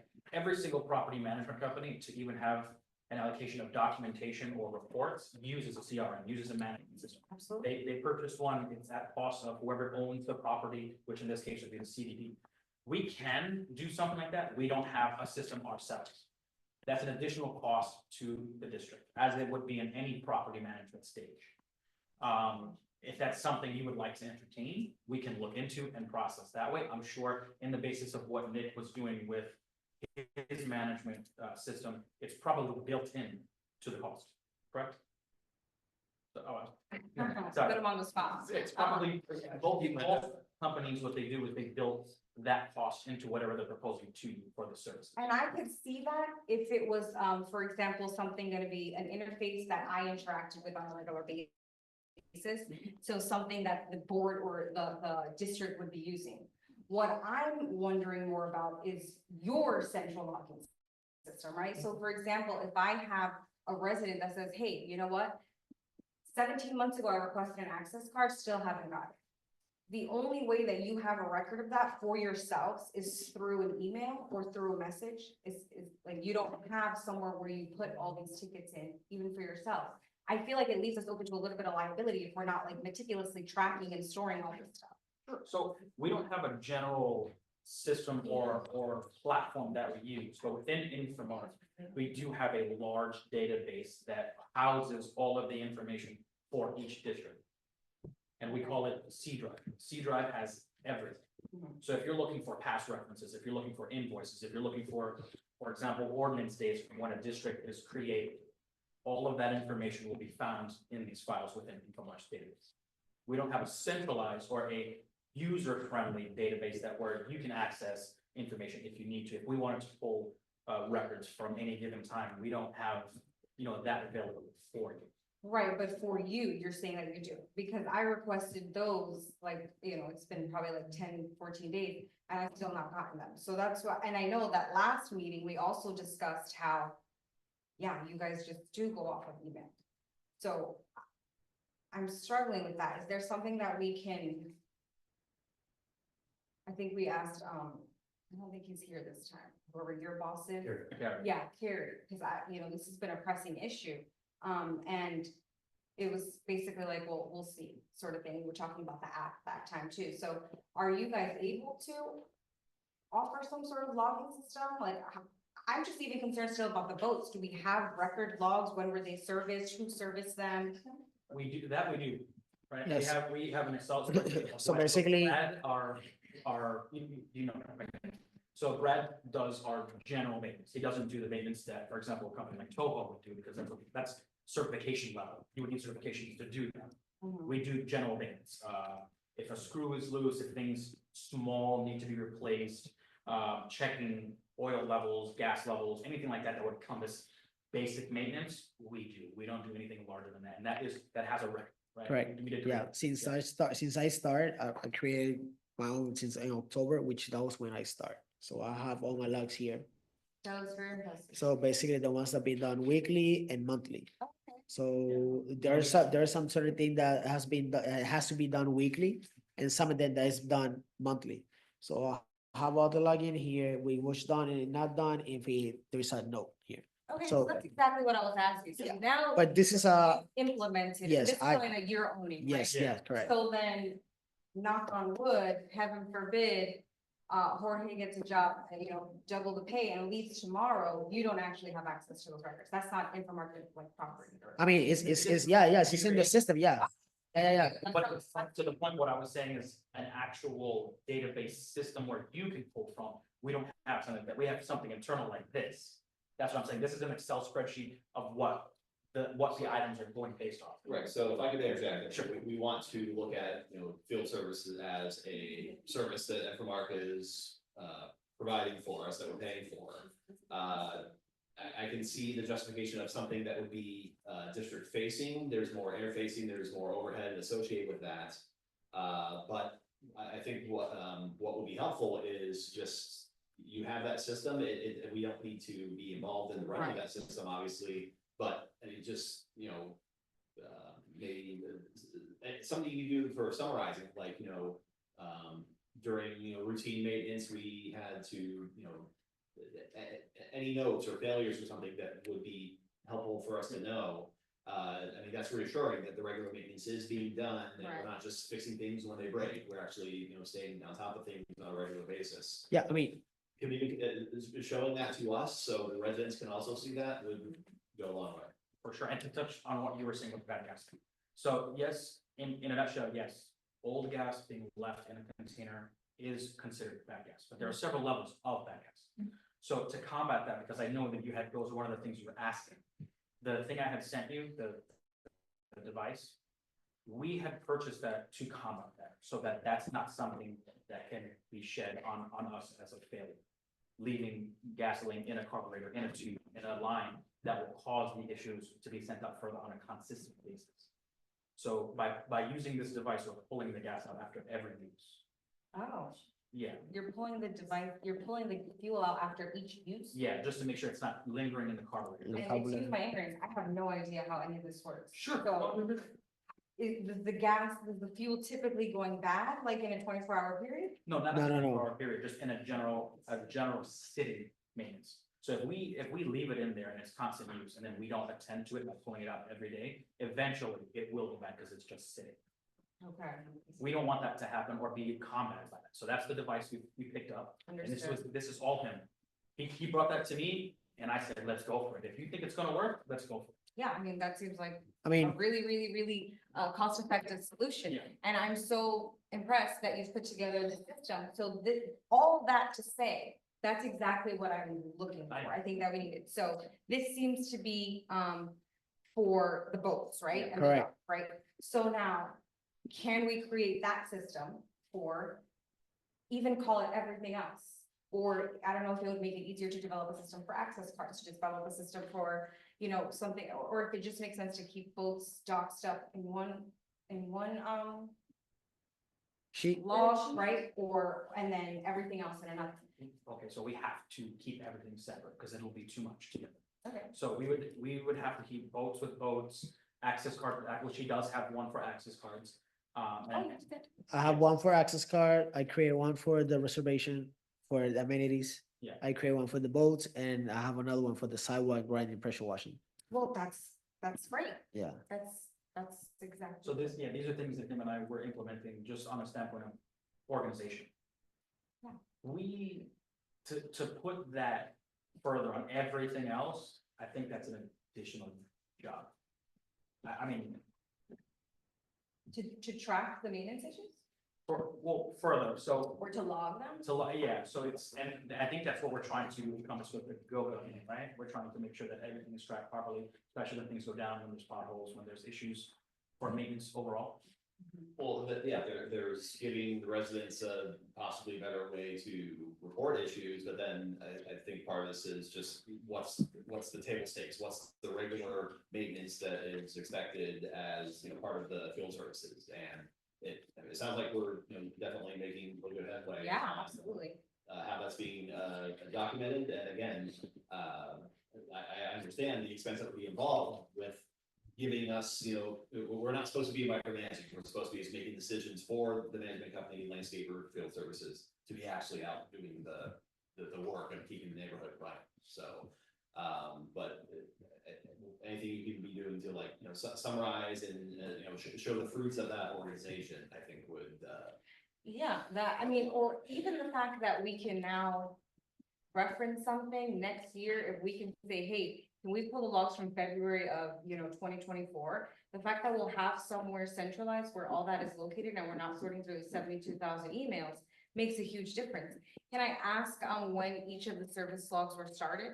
Just so we have a start date? So when I create this when I start in October. October, okay, perfect. Yes. That sounds great. Well, thank you. That's really, really, really what I think I had been stressing, was just some sort of central logging. So thank you. Just if it's needed for your personal reference, I also brought the device that So you can see it. I the wanted- gas tank I asked that we myself, use. I would, just so that we're all on Yeah, the same page. I asked them if you want to see if it is available, What? yeah. the device. The gas, Oh, 'Cause I know you saw it, but I didn't. Yeah. no, I don't need to see it. I wouldn't know what I'm looking at. Okay, I just wanted to make sure if it was a question, we asked that. and Howard, you had a comment? I just wanted to say, with these records, does the board want a summary, in the agenda that just shows what was done throughout that We month? don't- They sound like Dan was like that. I don't necessarily, as long as we have that as back, like something that we can fall back on if we need it, that's all I was concerned about. Right, and I would want, records for the sake of records, but if there's anything notable that, Right. I don't even know every time, something, routine maintenance is performed, but anytime something, remarkable, or, and we're seeing a lot of this with reports, and, yeah, I'm not gonna sit and ask for anything different right now, just it sounds like we're on a good trajectory, Absolutely. let's maintain. All right, if anyone else have any other questions for Mal Services? Thank you so much. my pleasure. Moving in the right direction. Next, our late district engineer. It's, everyone else, oh, of course, it's there. Yeah, well, it said he was gonna bring us down. Yep. Thank Ah, you. That's- Yeah, Chicago. So Raul and Nick take care of our database, so we're in good shape, so. All right, a lot of things to cover. I know we're running a little late, so I'll try to summarize most of this. Community boat dock, and again, anybody in the audience, there's extra copies of the agenda. Myself, Dan, and Joseph went out on January 10th to inspect the boat dock and piers. Even though it's 20 years old, there's areas of it that's showing signs of aging, sun damage. Even where the boat storage area is, there's actually damage from the hurricane. So I'm bringing forth to the board to think about tonight or for next meeting. If you all want to pursue some maintenance repairs or partial reconstruction or complete reconstruction. In the meantime, I'm trying to get from Osceola County the actually permitted plans so we can give them to different vendors, because I don't want to have different vendors coming out giving us their scope, because we're not going to have an apple to apples comparison. So we may have somebody just doing a maintenance inspection and give us their recommendation, whether they want to go diving in there or go underneath the docks and give us a checklist. And then we can give them the multiple vendors to get a common proposal. But to ask 3 or 4 people to come out on their own, we're going to get a whole wide range of recommendations, and then it's not really a good comparison moving forward. So I guess first and foremost, does the board have a desire to pursue at least an investigation of the current maintenance condition of the piles, the piers, the railings, the walking planks? Some of it's in really good shape and some of it's cracking pretty bad, so. And I'm not sure how recently all of us have been out there. There was some damage from Milton for the the little dock that's in front of the boathouse, after the storm, the water was a lot higher, it wasn't really apparent right away. But it's like kind of detached from the boathouse, part of it, it's roped off right now, so it's not an immediate safety hazard, but we, like to be able to get back to having those available for residents to use. My thoughts are, I'd maybe willing to give the county a little more time to, sorry. My question would be, if the county is able to give us that detailed, information from the permits, do you think that would remove the need for someone to come out and do like a general inspection? No, it just actually gives me plans in hand that we can highlight or annotate to give to all the different vendors to get a Okay, price. and that diving inspection, that would be in place of getting that detailed information from the county to then feed to the vendors. Well, so we get plans and whoever we hire, or you hire to do a inspection of your facility, they will then generate deficiencies, and then we'll use those deficiencies in the plans to solicit proposals. But you may want to just fix what's in front of the boat dock independent of that because it's closed, unsafe. And so then you want to give Joseph or Howard direction to get quotes to fix that in the interim while we're doing the potential inspection and developing a maintenance program of the remaining. Yeah, I think the inspection and the plans go together and then the vendors. Okay, I mean. Is what he, Yeah, yeah. I mean, that sounds good to me as far as separating the immediate safety and functionality of the dock. If you're walking out there, you can feel maybe there's some areas where, it feels like, the planks sag a little bit. It's definitely showing signs of age. I'm like I said, I'm fine maybe giving the county a little more time to see if they're able to give us that information, but what does the rest of the board, are there any other immediate thoughts or repulsion or? Is it possible for us to just go into the county? Don't they have permits? Aren't they in some database and we can just go in and stand there and wait for them to get it for us? There's about 25 different people we end up going through. So yeah, we're hoping there's a legitimate So they repository. don't have a Central logging. I couldn't think of the word, but yeah. Rolodex cards. Yeah. No, some have been really quick and some have taken quite a while. Uh-huh. But while we're doing that, if But I'm willing to go in person if that helps speed it up. I understand, if I give if you a that face would of help, payment, yeah, that would do yeah. that. But while you're contemplating that, do you want Howard and Joseph at least to get some quotes on fixing where the boat storage is? Because that is an unsafe current condition. I think so. That but yeah. makes sense to me, yeah. Yeah. I don't know if we need to motion a vote on that, or, give us proposals. Yeah, I I don't think we need a motion. No, we just need the board, do you do that at our direction and we just Yeah, discuss it? we'll and get the that's it? proposals and then at the next meeting, you Yeah. can choose which one you wanna. Well, Lucas should be outvoted anyway, but I assume you want us to do that. And please, Lucas, anytime, feel free to, Jump in. And if you have any vendors in mind, I don't know anyone out here, but if you Out have. of all the CDs I sit on, this is the only one that has boat docks, Gotcha. piers, and yeah, Sure. so. Well, guys are- Harmony West. I'll look. Yeah. I believe Doctors is the company. Yeah, that that's maybe what, built yeah, the doc- original. yep. Yeah. All right. Item number 2, the Garden Road Storage Shed, hallelujah, we finally got the building permit. Last meeting, I found out from Falcon Design and Construction, they were still running into roadblocks. On January 12th, I reached out to my 2 senior people at the county, and the very next day, coincidentally, they got the building permit approved, so looks like that's a go. Item number 3, the wetland conservation areas. We need to continue monitoring this because many other districts I belong to, where people that are getting in there, they shouldn't be. We've actually got some non-compliance letters and had to do mitigation methods to restore it. So hopefully we can curtail what's going on with who's ever doing that, as well as people maybe trying to expand their yards into the conservation area. So I will provide the Board of Supervisors through Infomark. Catherine Bowman has submitted her annual monitoring report of the wetlands, and it'll let you know what conditions there are. It's a condition that we have to do for the district. So that went in on December 31st. Item number 4, I believe Raul touched upon this. We are trying to get a couple of quotes to quote jet or clean the sewer line to prevent it being compromised during the use of the toilets. So hopefully we'll get some first prices for you on that one. Were you able to find the plans? Not yet, not yet. It's things like building. I have all the stuff from Steve Boyd and all the horizontal construction. Right. But anything that's vertical usually has to go through the county to get those, so. Okay. On the same line of vein, the community pool, when I was with Dan and Joseph and some people on their staff, point out there's 2 pool drains on the west side of the pool deck that continue to pond when they're cleaning it or when it rains. And so we're trying to get a proposal to clean those 2 lines before they go to the parking lot inlet and make sure they drain properly, so.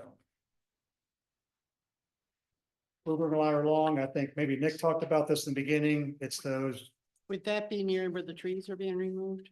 no, I don't believe Okay, so. okay. Top of page 2, I believe Nick may have touched upon this, is the 4 ponds in the East Lake, South Lake. I concur the vegetation needs to be cut back. I'm not sure if you did talk about that earlier. Yeah, it's Okay. Five Oaks Drive Community Maintenance Facility. The agreement between the CDD and the engineer that's been retained has been fully executed. We're going to schedule a kickoff meeting next week with a gentleman named Jeremy Anderson with Common Oak Engineering. So we can discuss the conceptual plan and he can get survey and geotechnical services underway. So if you see people out there in a week or 2 doing surveying, poking holes in the ground, setting wetland flags, it's all related to that facility that's proposed there. Item number 8, the estates drainage improvements. As of today, and that's what I handed out as a second attachment behind there, is the photographs of the work that took place in the estates. He's going to be finished on Monday, coming up in a couple days. And so all went well. He had to make a slight adjustment on one of the pipes to minimize an extra tree being taken down. But overall, it turned out very well, and that work will be done and signed off on by definitely next meeting, because it'll be done by Monday, so. Oh, good. The big relief for everyone there, huh? Lessons learned on that. The whole reason we had to do all this is because we had a fence vendor poke a hole in a bunch of pipes between houses. And whether or not the CDD should get involved in fence applications that I think go through the HOA. We do this a lot for the other CDDs, where the CDD looks at the fence applications before they do the work to make sure not causing damage to our facilities, your facilities, and don't have to do this again in the future. So you all could talk later if you want to have the HOA submit fence applications to the CDD to review and approve before it gets installed, so we don't have this repeat itself throughout the community. I know I'm going really fast, but I know you got a lot of other stuff. Item number 9, we're back to Clay Brook Road ramp. You've asked for an official quote, which I believe I gave everybody January, about a week ago, it was distributed. So in front of you is the quote for Element Environmental to proceed forward with the ramp at your discretion, the board to make a decision this evening, either to table it, approve it, or deny it. But that was provided, I think, through an email that I provided on a Saturday, I think last weekend, to all the board members and to Infomark. So. $72. To approve estimate 1143. Yes, yes. You're maybe cut off, Lucas, were you moving? Or... You have a question? Did you hear what I said? Lucas, can you hear us? Can you hear me? We cannot hear you, Lucas. Oh, boy. We're unstable. I see you coming on mute, Lucas, are you, No. just a couple words? Maybe. Yeah, we see Mike's online, so hopefully our internet here is okay. We can barely make out what you're saying, Lucas. Yeah, I think Lucas made a motion to approve that proposal, but if he can hear me, correct me if I'm wrong. No, that's correct. Can anybody hear me? Oh, yeah, we Now we it can. sounds like the problem is maybe on our end here with the internet connection. So Lucas moved to approve. Sorry. Estimate 1143 from Elemental. It's just, yeah. Yes. Dated January 8th, 2025. I will talk about it. Do we have any further discussion? We've run around many times. Here's a dollar amount. It's not nothing, but I don't think it's breaking the bank either, and does seem like it's a legitimate safety, improvement for, but this is, now's our time to discuss it. If we don't like Yeah. it. There's four of us, we might vote it down, might be tabled, let's go here. The issue, I guess, let me look at it, I wanna, because I think the issue was, that the cars that come in to pick up the students that are coming out of the tunnel, this was gonna be almost impeding that It's- traffic. the Kids are gonna go right out indicating those signs. The ramps there, the cars are here. That's, This is a literally indented area for cars to pull into, and that's where the ramp is gonna be?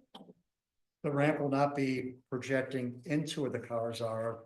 The ramp will Right. start at the edge of the pavement and go into the sidewalk. yeah.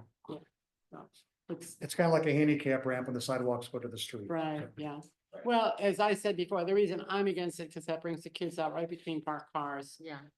But a lot of people want it, and so I'd like to go along with what everybody else thinks is appropriate. Okay, so that was gonna be my next question. Have you heard from the residents that this is something they really want? Because if this is something that Oh, Harmony yeah. has expressed, then absolutely. Yeah, I've just not heard it be enough, and it could just be because maybe we're not asked.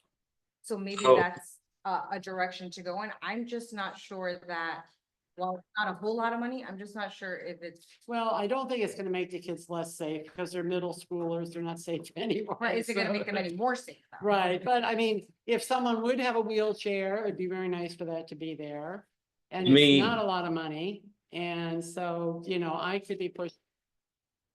Yes, We Lucas? provide some background. So this happened before Brittany came on. This was after last year when school was going on. There was kids that were hopping off the edge. They were riding their scooters. People crashed. They got hurt, etc. Beside that point, that's very important. But if you just compare it to a sidewalk, you're walking across, and whether have a scooter or you're walking across, there's people that come straight out of that tunnel from school, whether it's high schoolers or middle schoolers, they come through there. If you're walking across a crosswalk, there's a ramp, so you walk down on that. I mean, besides cars parking there or not, it's safety enough to have a ramp there, and that's the reason why it's been brought to the board. And I brought it there because I've had neighbors and friends that have kids that have We're gotten not getting injured. that little car yard connection we had here. Sorry. Yeah, I'm saying, we're having some. No, we can't, you're Oh, cutting okay. out real bad, it's not your fault, it's the internet Okay. connection. But there. anyways, yeah.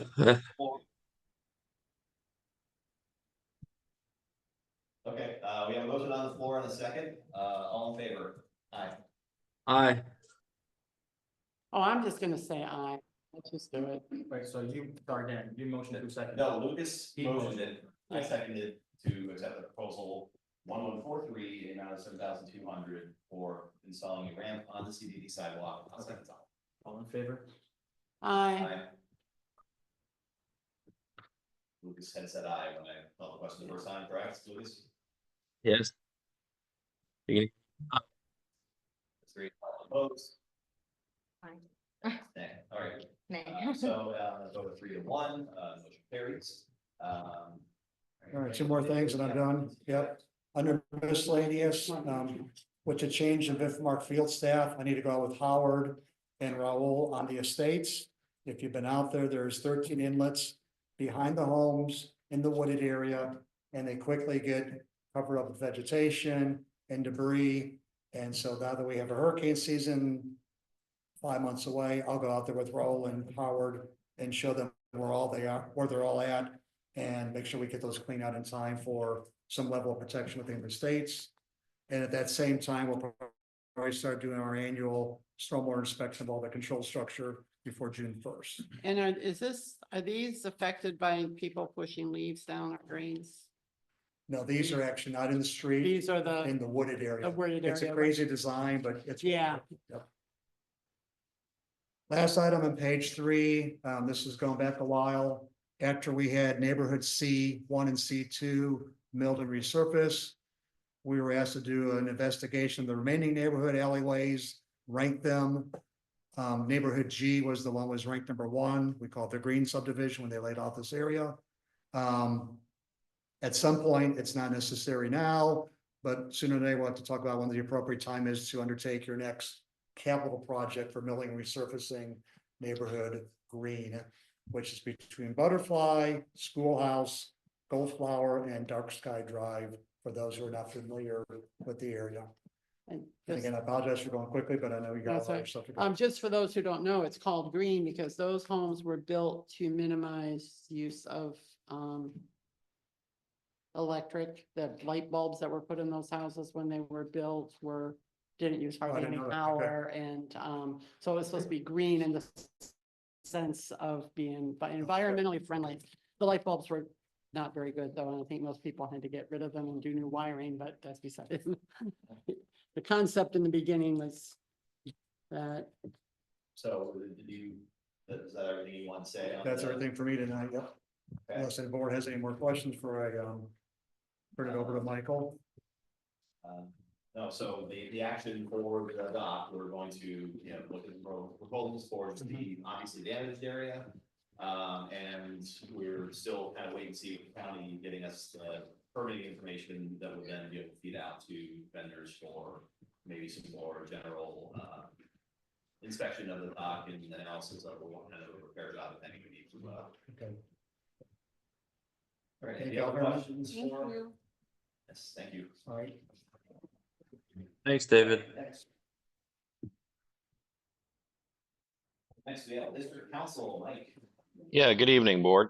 Wanted to cover several items with the board tonight. Number one is, if you notice, if you can see the screen, one of my colleagues, Kibra Metin, is attending the meeting as well. Just so the board is reminded, when we have 2 attorneys attending board meetings, you're only paying for one. We have that other attorney attend so that they can understand what's going on and help with any of the follow-up that's necessary. So even though you see 2, you're only paying for one. So I want to make sure that you all understand that's at our cost and for our convenience. Number 2, ethics training. Y'all had to go undertake ethics training last year, except for perhaps a new board member. You didn't have to, but you'll have to in 2025. The only thing I would suggest is you may want to wait until after May to take your ethics training for 2025, just in case the Florida legislature during their session makes any changes to what those actual requirements are. I don't think they'll make a requirement to make the training more interesting, but they may change some of the topics that you have to take. So, so there's that item. Another item that I wanted to just touch on that follow up to what David said about, fences going in easements and things like that. He and I worked together at another district where we've had this problem, not only with damage to pipes, but also restricting access to the ponds. When we have an easement to be able to get to the ponds, people have been putting fences over them, and then that becomes problematic when you can't get to the pond to actually maintain it. So they have a protocol whereby they receive an application basically for a license agreement. The resident puts a deposit in, the CDD reviews it, and then the CDD reviews whether a fence can go in an easement or whether or not there has to be a throughway through. And that would also be a point at which we would review to find out if it's really just an access easement or a swale, or are there underground drainage improvements that we really need to be conscious of. So, I think David's, very good in bringing that up to the board as a preventative measure moving forward. And we're happy to assist with that if that's the will of the board moving forward, because we've already kind of created that wheel somewhere else and it seems to be working pretty good. 2 other items. Number 1 is we have been asked to look at tract B1 and 2, which is a roadway track towards the front of the community where there's been some construction being done by others. I would say, unfortunately, a lot of the real estate records, which span about 21 or 22 years, were not, I would say they weren't done with as much care and attention as they could have been. Certainly, our firm wasn't involved in that, but we did do the review and in my opinion, and asked the question whether or not that construction was permitted to be done on that land, which is owned by the CDD. I think it's more likely than not, based on our review of the documents, that that construction is permitted to be done by the neighboring landowner. And I say that based on the original deed that was given that reserved an easement for Birchwood for itself and for grantees. And grantees are people who take title to the property after Birchwood owned it. And so based on our review, we believe that they do have the ability, it's more likely than not that they have the ability to do that construction. So with that said, the board can do two things. One, we can put you in touch with somebody who is a easement expert, and that's all they do. And you can get a formal opinion on that issue if you wanted to. That would be hopefully more definitive than what I provided to you, but I think that would cost a significant amount of money. My recommendation instead would be to engage with the property owners and talk to them about what construction methods they're going to use, whether or not we're going to be able to get as-built, and then what is the agreement going to be for maintenance on a moving forward basis, because this is CDD owned land. And anytime you own land, you have obligations that come with it. So I would suggest your money's better spent trying to engage with that property owner to get an understanding, and have your engineer be reviewing what they're proposing there, so we can make sure the district isn't inheriting a problem. And so I think David would be very good at doing that if that's the board's desire. So I'll stop there and I'll answer any questions that the board has on that particular issue before I move to my last issue. Okay. Any questions? All right. And I think Joseph, probably you and David can confer in terms of who's going to try to reach out to the property owner or understand better what construction techniques are going to take place there. I'm happy to reach out to anybody who want, but typically the calls from the attorney aren't as well received as perhaps an engineer or a district manager, at least the initial ones. So that's what I would suggest on that issue, if that works for you too. Yeah, and Joseph, does sound like take one on? Sure, definitely. And the final issue I have is the commercial signage policy. If you recall, that was something that we drafted, we put before the board. There were two items that were left blank in that policy. And I think your district manager has done some research on what their recommendations are. But what I'd like to have today for us to accomplish is for the board to establish a license fee, that will be for a 2-year period. And this is just for notice purposes, because you have to have a public hearing anytime you establish a rate or a fee. And then also a removal deposit amount. So the license and the policy we created had really 3 costs that would have to be incurred by the commercial owner that wanted to use our tower for signage.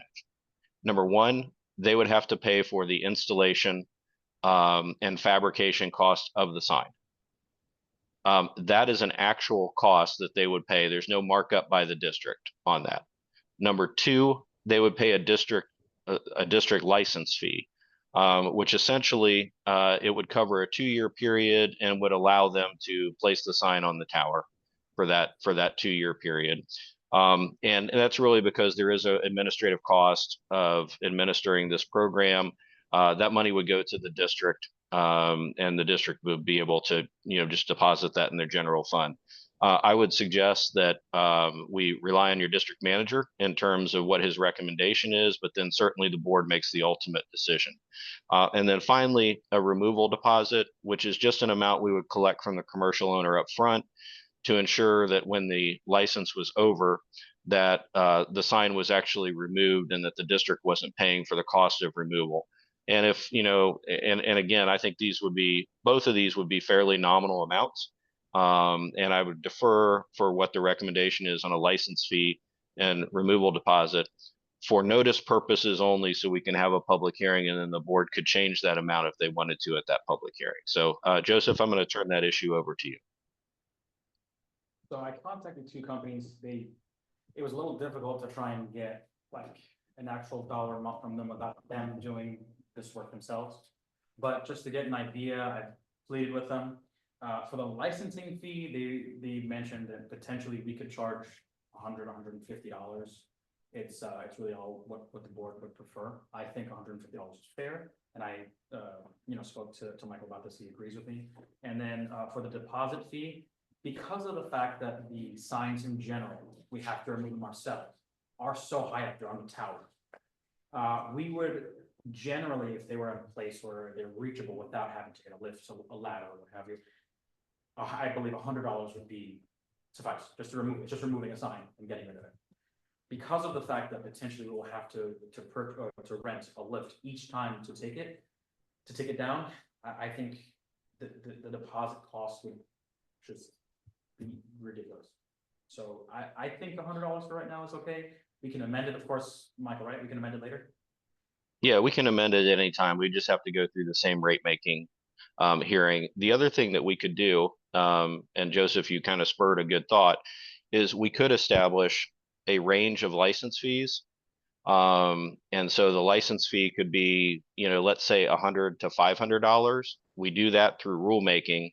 And then the board says after that, okay, well, until we say otherwise, the license fee is $100. And then that would allow us not to have to go through the rate making proceedings again, which are the protracted ones where we have to advertise 2 notices. It would just allow the board by motion or a resolution to increase that fee at any time in the future, as long as you stayed within that range. And I think that might be a good suggestion. So Joseph, thank you for kind of bringing that up.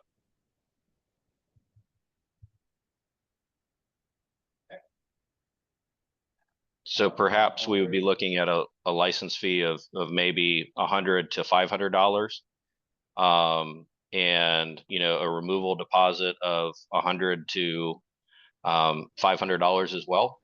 Joseph, how does that sound as a range? I would say the removal fee, because potentially us having to rent a lift to remove the sign, I would want to make it a little higher than that because of the cost of the lift. I know that they're pretty expensive. So I would say between 500 and 1,000. That's just my thoughts.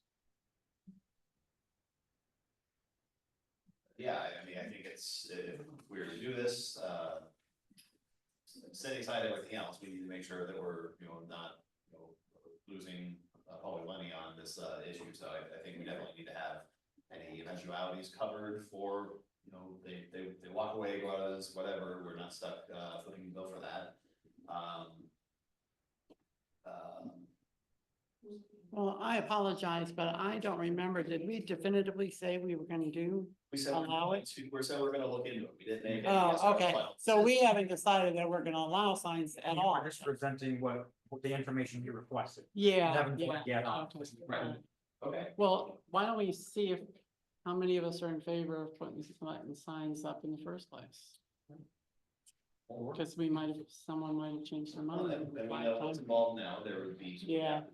But like, any other, community, rules change or. Uh-huh. Being established would be part of a public meeting, which would. Workshop or. Yeah. Overhead involved with that. We have a rough idea of what the. Well, I'm amounts just are. in principle, I don't want to let anybody put a sign up. Okay. So that's, but maybe, I mean, I might be the only ones. That's what I said. Let's see. There's no point doing all the research if others feel the same way as me. For sure. Can I just, so the signage, I think would, to touch on what you're saying, no and then yes. The reason why I say yes, because there are commercial spaces there that would like to advertise already. For example, the cafe, they put flags up to advertise, which we had asked them to take down, as per the board's request. But these signs would be advantageous for the businesses. I do understand potentially the sight of them on the tower may not be appealing or easy. Not necessarily, when we're doing install and fabrication charge, I'm assuming there's gonna be some uniformity here, Oh, so. yeah, for sure. So it's not gonna Yeah. look ugly. Right now, the alternatives, they're putting their flags up in the middle. But cannot we take those flags down? Yeah, we asked, but they were still up. They were 2 still days up. ago. They're still there. Aren't they? Yeah, they're still there. Yeah. Yeah, they were still. And so based on that, I don't want to let them put signs on my tower. Well, for the if context, the they're not- developer built the tower originally and had their own I'd say signs, they're more just, words kind of advertising, golf. But nails. he stole, and so he does, we don't, Right, they belong to whatever us. he wanted is no longer. I know, I'm just, Mike, I'm just telling you what I think. okay. I have a question about that. If you're allowing commercial signage, does it, now that, are you then opening yourself up to allow advertising from anyone, whether you're in Harmony or outside Harmony? No, I think this would be just be predicated to commercial business within the district. That would have, so any rules or conditions like that would have to be part of what we establish as here's our fee schedule and what the requirements are, whether it's, district manager or the entire board, being involved in the approval process, any limitations on. My opinion, just to piggyback, just my opinion, I think it should stay within the district, bringing it to other companies or other storefronts that may want to advertise on the tower may lead to them being like, well, can I just advertise any sort of signage? Or in this agreement or policy, we might want a specific font, lettering, size, things of that sort, just to make them, I guess my question is really for Mike as to whether by opening it up to advertising for entities, whether because CBD is public property, whether we're opening it up potentially to people saying, well, you're allowing this business to advertise, why aren't you allowing that business? And also, if we want to, there's a lot of CBD property, we want to advertise in the tower, but we want to advertise here and there, else as well. Moving the meeting along, I do think that's a fair point, so we want to make sure, Mike, that there isn't any exposure, in that sense, that we be able to set those conditions, whether it's for aesthetics or whatever, or geographic limitation, that's only for businesses, storefronts, whatever, within the community. What about Angel's Painting?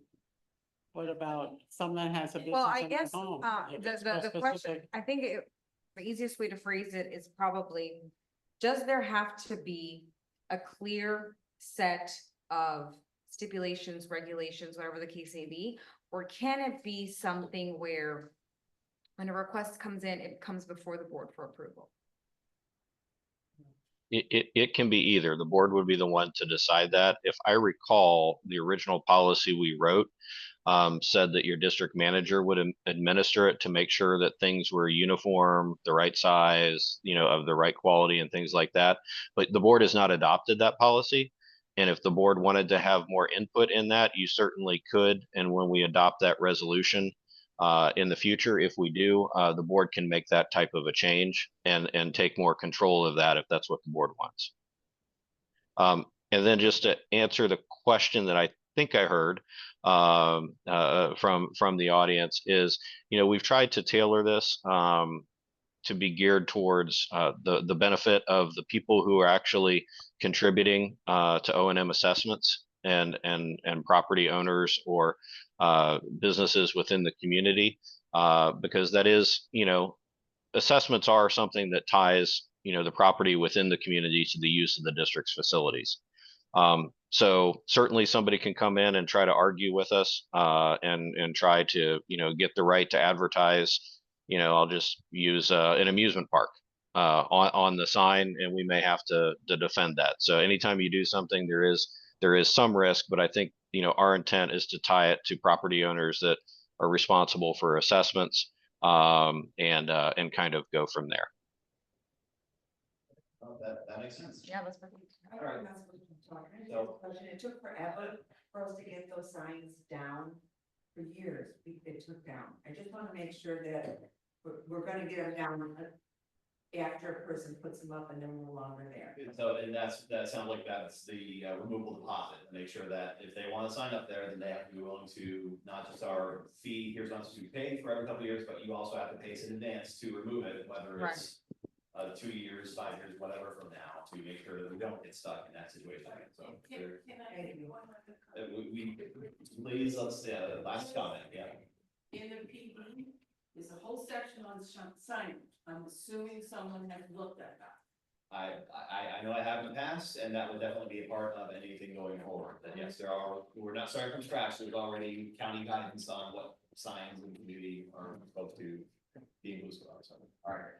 thank you, very much. Do you have any other, No, I just thoughts asked the or- board, I'd ask the board for a motion for notice purposes only, to set the license fee in a range of $100 to $500 per 2-year period, and then to set the removal deposit for between $500 and $1,000 range. Again, just for notice purposes. You can make changes to that when we have a public hearing, which will probably take place at your March meeting.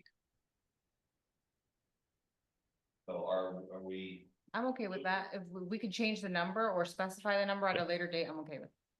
Yeah, absolutely. I mean, you want to be, you don't want to come in at $100,000, but as long as you're, within reason, then we can change that number. And you may want to change that number based on public feedback you get at the public hearing. Right. Okay. okay, Lucas, do you have any thoughts on that, or? Not hearing anything, Lucas, I will, so we need to do that as a motion, Joseph? Okay, so I would move to set a potential licensing fee in the amount between $100 and $500 and remove deposit in the amount of $500 and $1,000, subject to any future public hearing. Okay, do I have a second? I second. All in favor? Aye. Can you hear me? Yes. Aye. All right. That's all we need.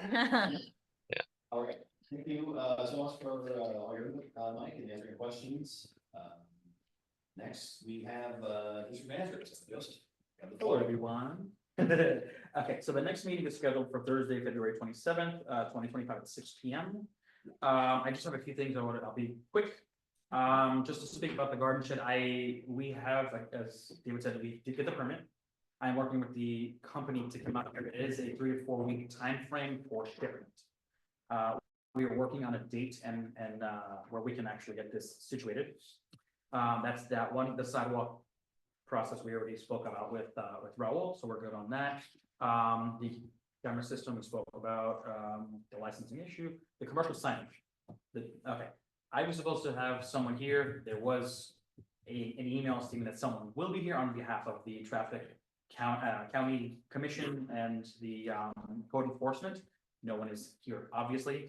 I do apologize. It is one of the discussions on the meeting. So I think that with the board's permission, we can table that until I can actually get somebody out there. And then I have, so there was a question that I had gotten from a couple of residents with phone about parking regulations for 5 Oaks or county road within a district. The district, the CDD is not responsible for parking regulations on county roads, that we don't make those decisions. We cannot tow anyone. We cannot do basically anything about anyone parked on any road. I think how you want to phrase it, not that we're not responsible, we have no say. We have no say. Right, Correct. right. We have Well, no say. someone might misinterpret how Yes. we're trying to say. Understood. So just so the board is aware, I did speak with district council, and I did get a lot of the information from him, so I'm just relaying the message. I just wanted to talk really quickly about the credit card increase, which was approved. We finally did get it. There was an issue with the bank, but we situated it. Okay, We finally have it, and now I want funds for Raul to use for repairs in the community. And that is all I have. can I go back one, to the Sure. thing about the parking regulations? However, that's not to say that we can't call the sheriff's office and complain and make suggestions. We can. Or We try. can't. We can. I hope we can, because I've been calling. No. Yeah, and everybody Every else. time I get an email. We can, but I meant like on a. No, I just district was manager or kind of staff doing that as a capacity. public Can't. service We announcement, really. can't do- Right. And, because my pet peeve too, which is people who park in front of the wheelchair ramps. And I've stopped lately, every person I see with a child in a stroller, I'm there, that bothers you, call and complain, because people should not park in front of those, Right. right? Well, it puts them too close to the corner also, but anyhow, okay. Yeah, and Mr. Yeah. Chairman, just to clarify, sorry, this is Mike Eckert again. Supervisor Phillips is right. The district, and just be clear, has no police power. We can't have a police force. We can't enforce parking regulations. We can't enforce speeding. We can engage in educational activities, such as, informing the community that you shouldn't be parking in particular areas by county code or HOA restrictions. And we can educate by asking the sheriff to put, the speed signs out to show people how fast they're going. We can do that from an education standpoint, but as much as people would like, the CDD has no ability to write parking tickets or tow on county roads or even on CDD roads. So anyway, I just want to make sure that that was very clear, because it's something that comes up very often at almost every district we work with. Yep. But the no commercial vehicle parking sign issue was to request that the county put their ordinance, their signs, their own signs that say there's no commercial parking on these roadways. That was the whole idea, was for the county to put their own signs up so that the sheriff would be able to easily enforce that. Right, and that was done with the county in the past for the golf cart signs, and we actually had, specific, So just to touch on that, Raul and I went to a meeting for the traffic, the Osceola County traffic meeting that they had. It was back in December, right? So we went out there and they basically had said the county will not put these signs out if the traffic is of smaller vehicles, trailers. If it happens to be 18-wheelers, yes, they will put the signs up, and there has to be a police force monitoring this traffic. They will not put a sign out, and that's what the person who was supposed to come tonight they were supposed to explain. So Okay. I had the regional director for traffic, Osceola County, to come out here, and I yelled at him until he came. That's what he said he was coming, but obviously he didn't. And then I had the code enforcement director come out here, was supposed to come out here as well. Obviously, they did not. Maybe my lung power isn't powerful enough to yell. But these are things that we are working on.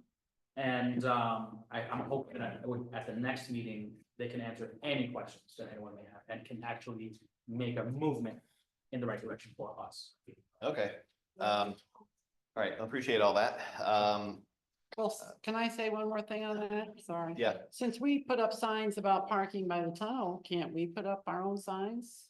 Would it be From what illegal? I understand, not They wouldn't be legally enforceable necessarily, but we could put up a sign. it's that question, they said not. Oh, okay, Yeah, okay, it has to be the county who puts them up because it's their signs. okay. if we're asking them to enforce it. Yeah. Then Well, The sheriff's department will not be able to enforce. the signs themselves It might won't, help. but yeah. it might, it Yeah. might Work turn on their the heart, deterrent. but it won't do anything legally. Right, right, okay, I think there's a statute that has to be listed, a code underneath the yeah, signs. well, and people are gonna do what they're Well, gonna only Yeah, it just would be wondering, rules. because the same issue with the parking situation by by Cleveland Road by the tunnel, right?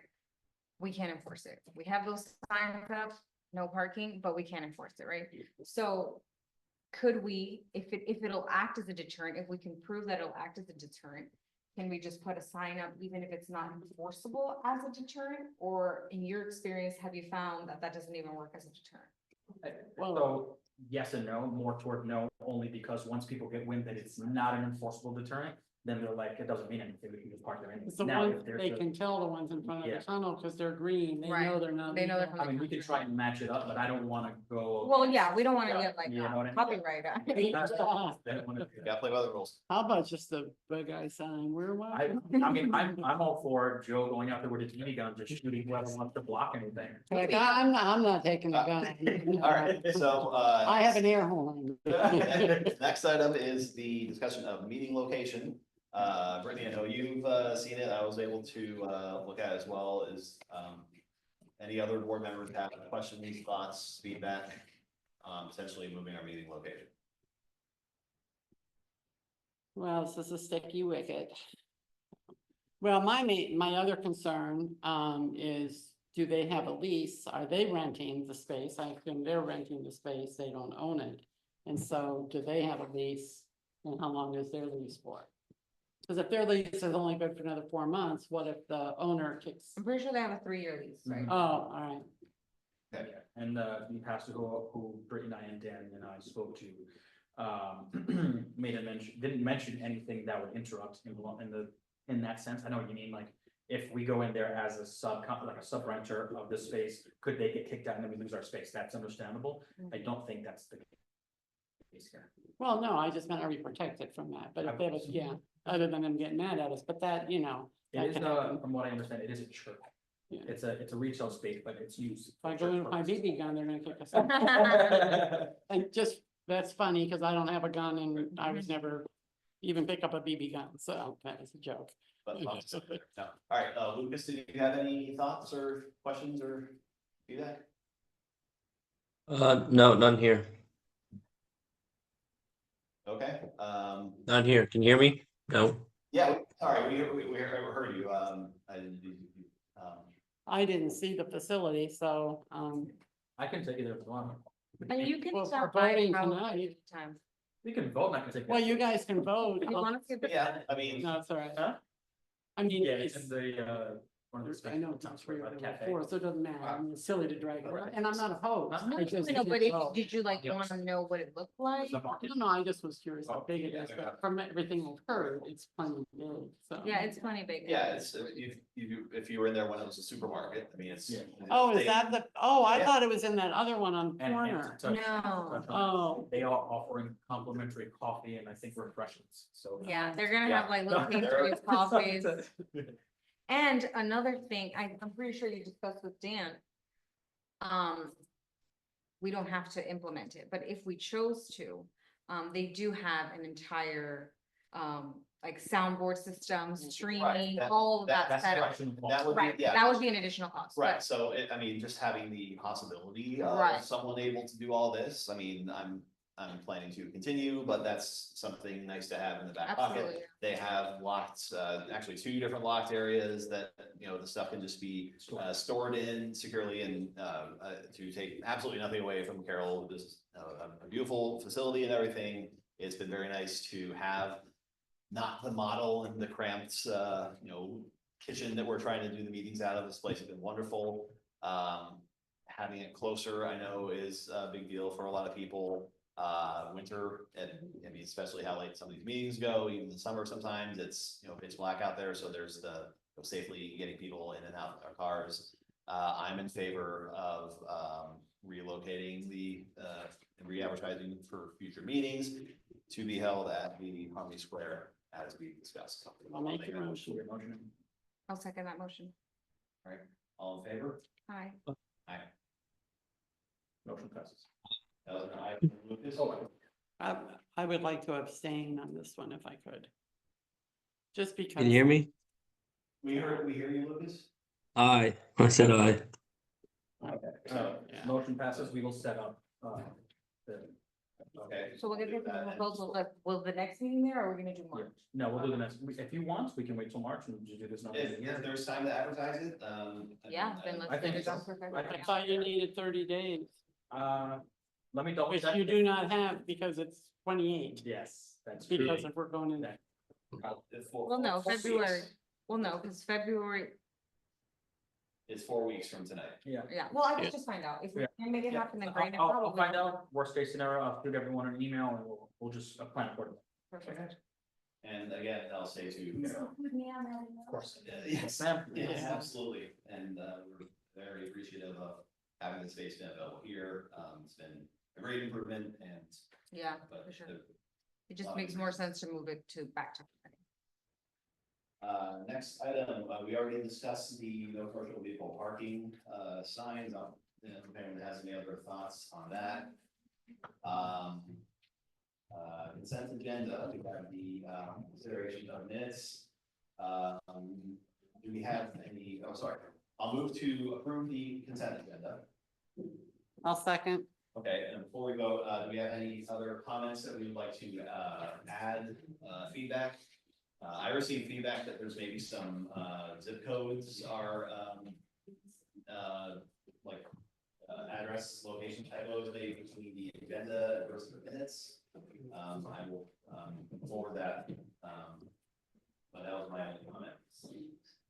Anyone else have any other? Well, I Mr. Ch- just wanted to know if the surplus property's been disposed of yet, because that was in our, we did that last month, Right, we but, did that. but that's not really part of the minute. I'm sorry, for what? The Did it- access property.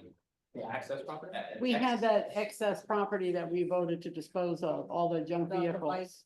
Oh, Even a little quieter, please. You're talking about the, yeah, I know. The resolution. The Yeah, old mules, equipment. yes, and the that. mules, yeah. We're still waiting for a vendor to pick them up or to give us an idea what they're gonna pay for them. That hasn't been done yet, but it is in our progress. Yeah. Okay, just want to confirm. We've been trying. Okay, I just was wondering, yeah. Kids, since they're so old and pretty much there's not much they can take for it, so I think hard to find somebody who's still. Give them $20 to take them away. Right, That's it. right, Thanks. exactly. Yeah, Mr. Chairman. Yes. Just one comment on the minutes. I was not in attendance at the December meeting. Kate, John and Cuber Metten were, but I was listed as an attendee. So I'd like plausible Yeah, deniability. I spoke to, I spoke to my admin, that was a last minute typo, I do apologize, she's gonna change that and then have it sent out. Not a problem at all. Just want to bring it up. Of course, thank you. All right, so, noting those issues, all in favor of approving the consent agenda? Hi. Aye. Thank you. All right. Next is supervisor requests. Well, I know we're running late, but I do have a couple. Let's hear it. All right, number one, and this one is awful. But someone told me that they wish that certain items were cleaned up off the boat pier and back along the cradles, some of the places. I don't want to use the word condoms, and they see them, pick them up because children go there. And I mean, I know you guys aren't putting them there, but and By the people are dock, throwing did you them. say? No, going out to, on the piers by the boats and, things like that. And so just keep your eyes open for them, I guess. I mean, I realize you can't do anything about it exactly, but maybe Is look this something hard. you've seen? The dogs are after the public, dogs. Yeah, yeah, yeah. I mean, this is, you know, between that and setting the kids. up, Well, just- I'm sorry, just to be clear, It's a trash cleanup issue, right? this is like something used and being Yes. disposed of? I believe so. I didn't inspect them personally myself. I'm sorry, I just left that one. open. I had to do it. I was gonna say balloon animals, but that's just me. Yeah, Wow. so at any rate, I just wanted to kind of put it out there because it is another blot, not blot, but things that are happening in our neighborhood that, along with the, other vandalism, and for people who have children, it's no fun, you Yeah. know? And I know you guys, you're going in and picking up the trash and seeing this little thing down there in the grass, but just keep your eyes open and, yeah. Gotta But be you some said sort you've of been seeing safety. some, so I'm sure you've been grabbing them, but, carry gloves. Carry Always gloves. carry. Yeah, gloves. and, Aside from it and- being gross, it's like. right, and I'm gonna start carrying a baggie and gloves, because I take my grandson to the boat quite often, so I'll start looking also.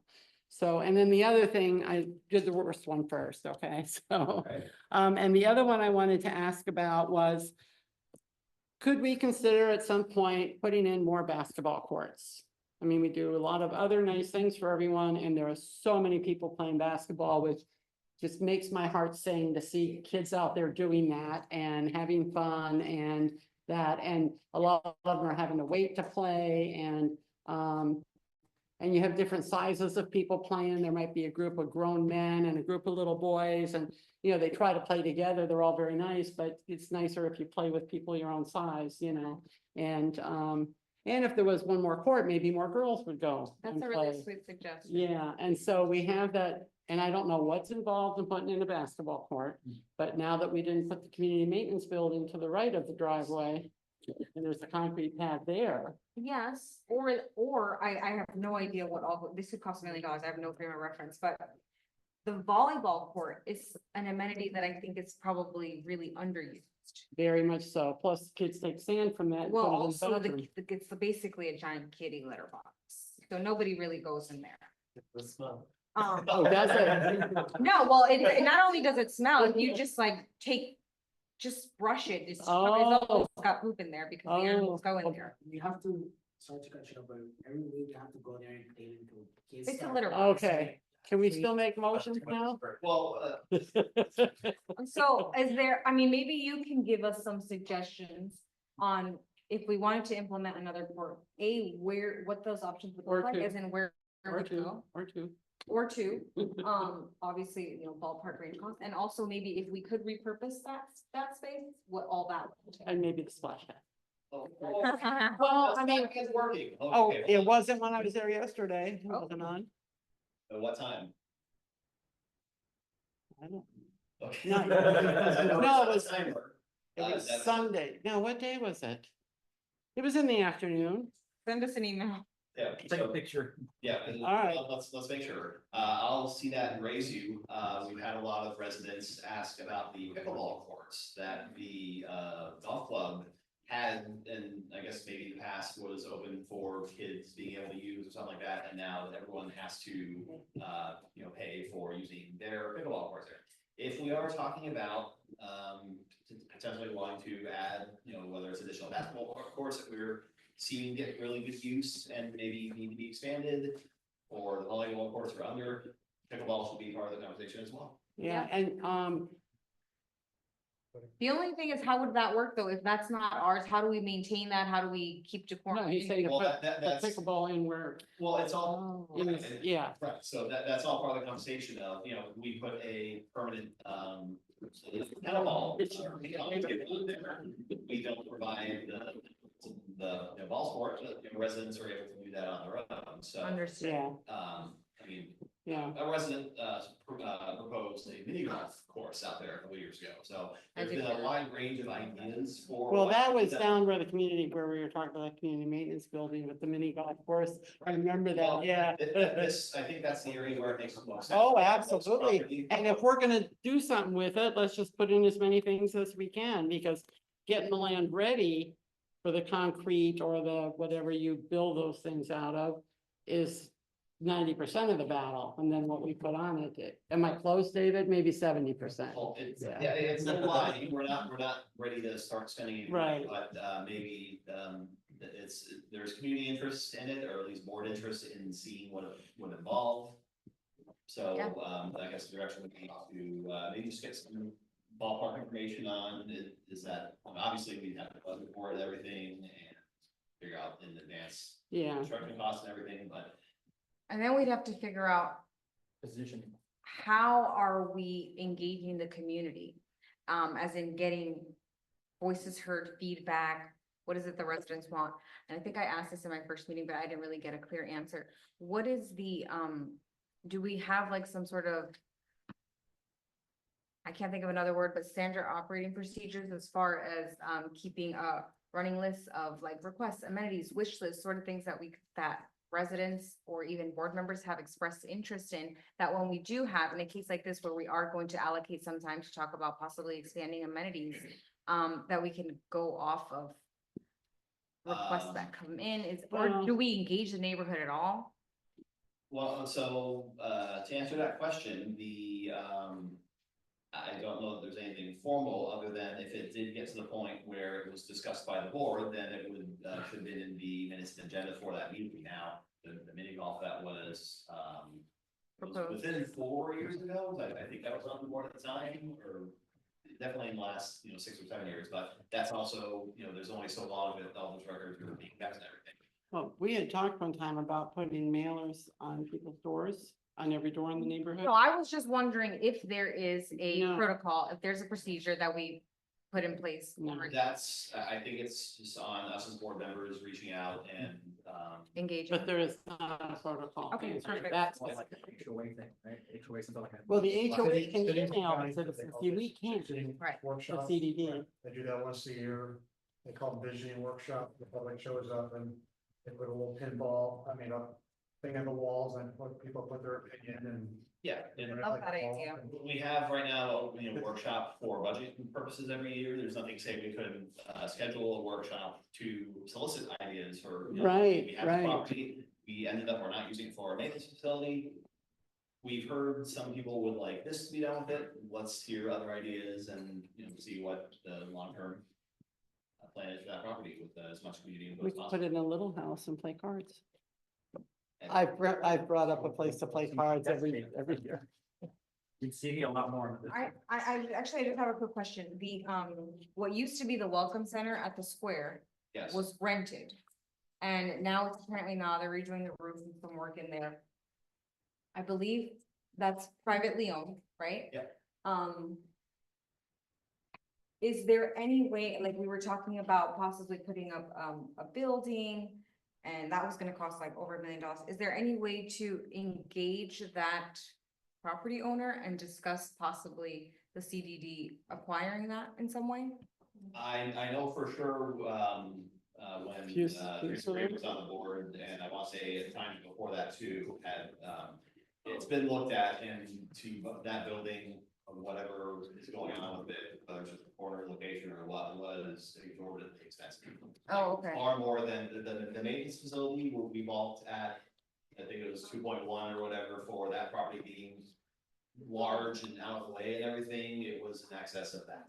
Wow, Yeah. okay, yeah. We that could doesn't have make got a community built for 1.3. Is it still for sale? I don't know if it's still for sale, but it was on that absolutely 7 digits. any- Okay, so that doesn't make any sense, okay. All right, I so move. anything else to to- go? I'm done. Okay. Oh, you have some. Lucas, do you have any supervisor requests? I'm good here. I'm good here. Right, okay, I will keep them brief. We had, and this is my fault for maybe not, pushing us up to the, agenda for this meeting, but we had discussed the different, tracking systems between the drum lasers or the GoGov and, table. I don't think we need to, you know, force a vote on it right now.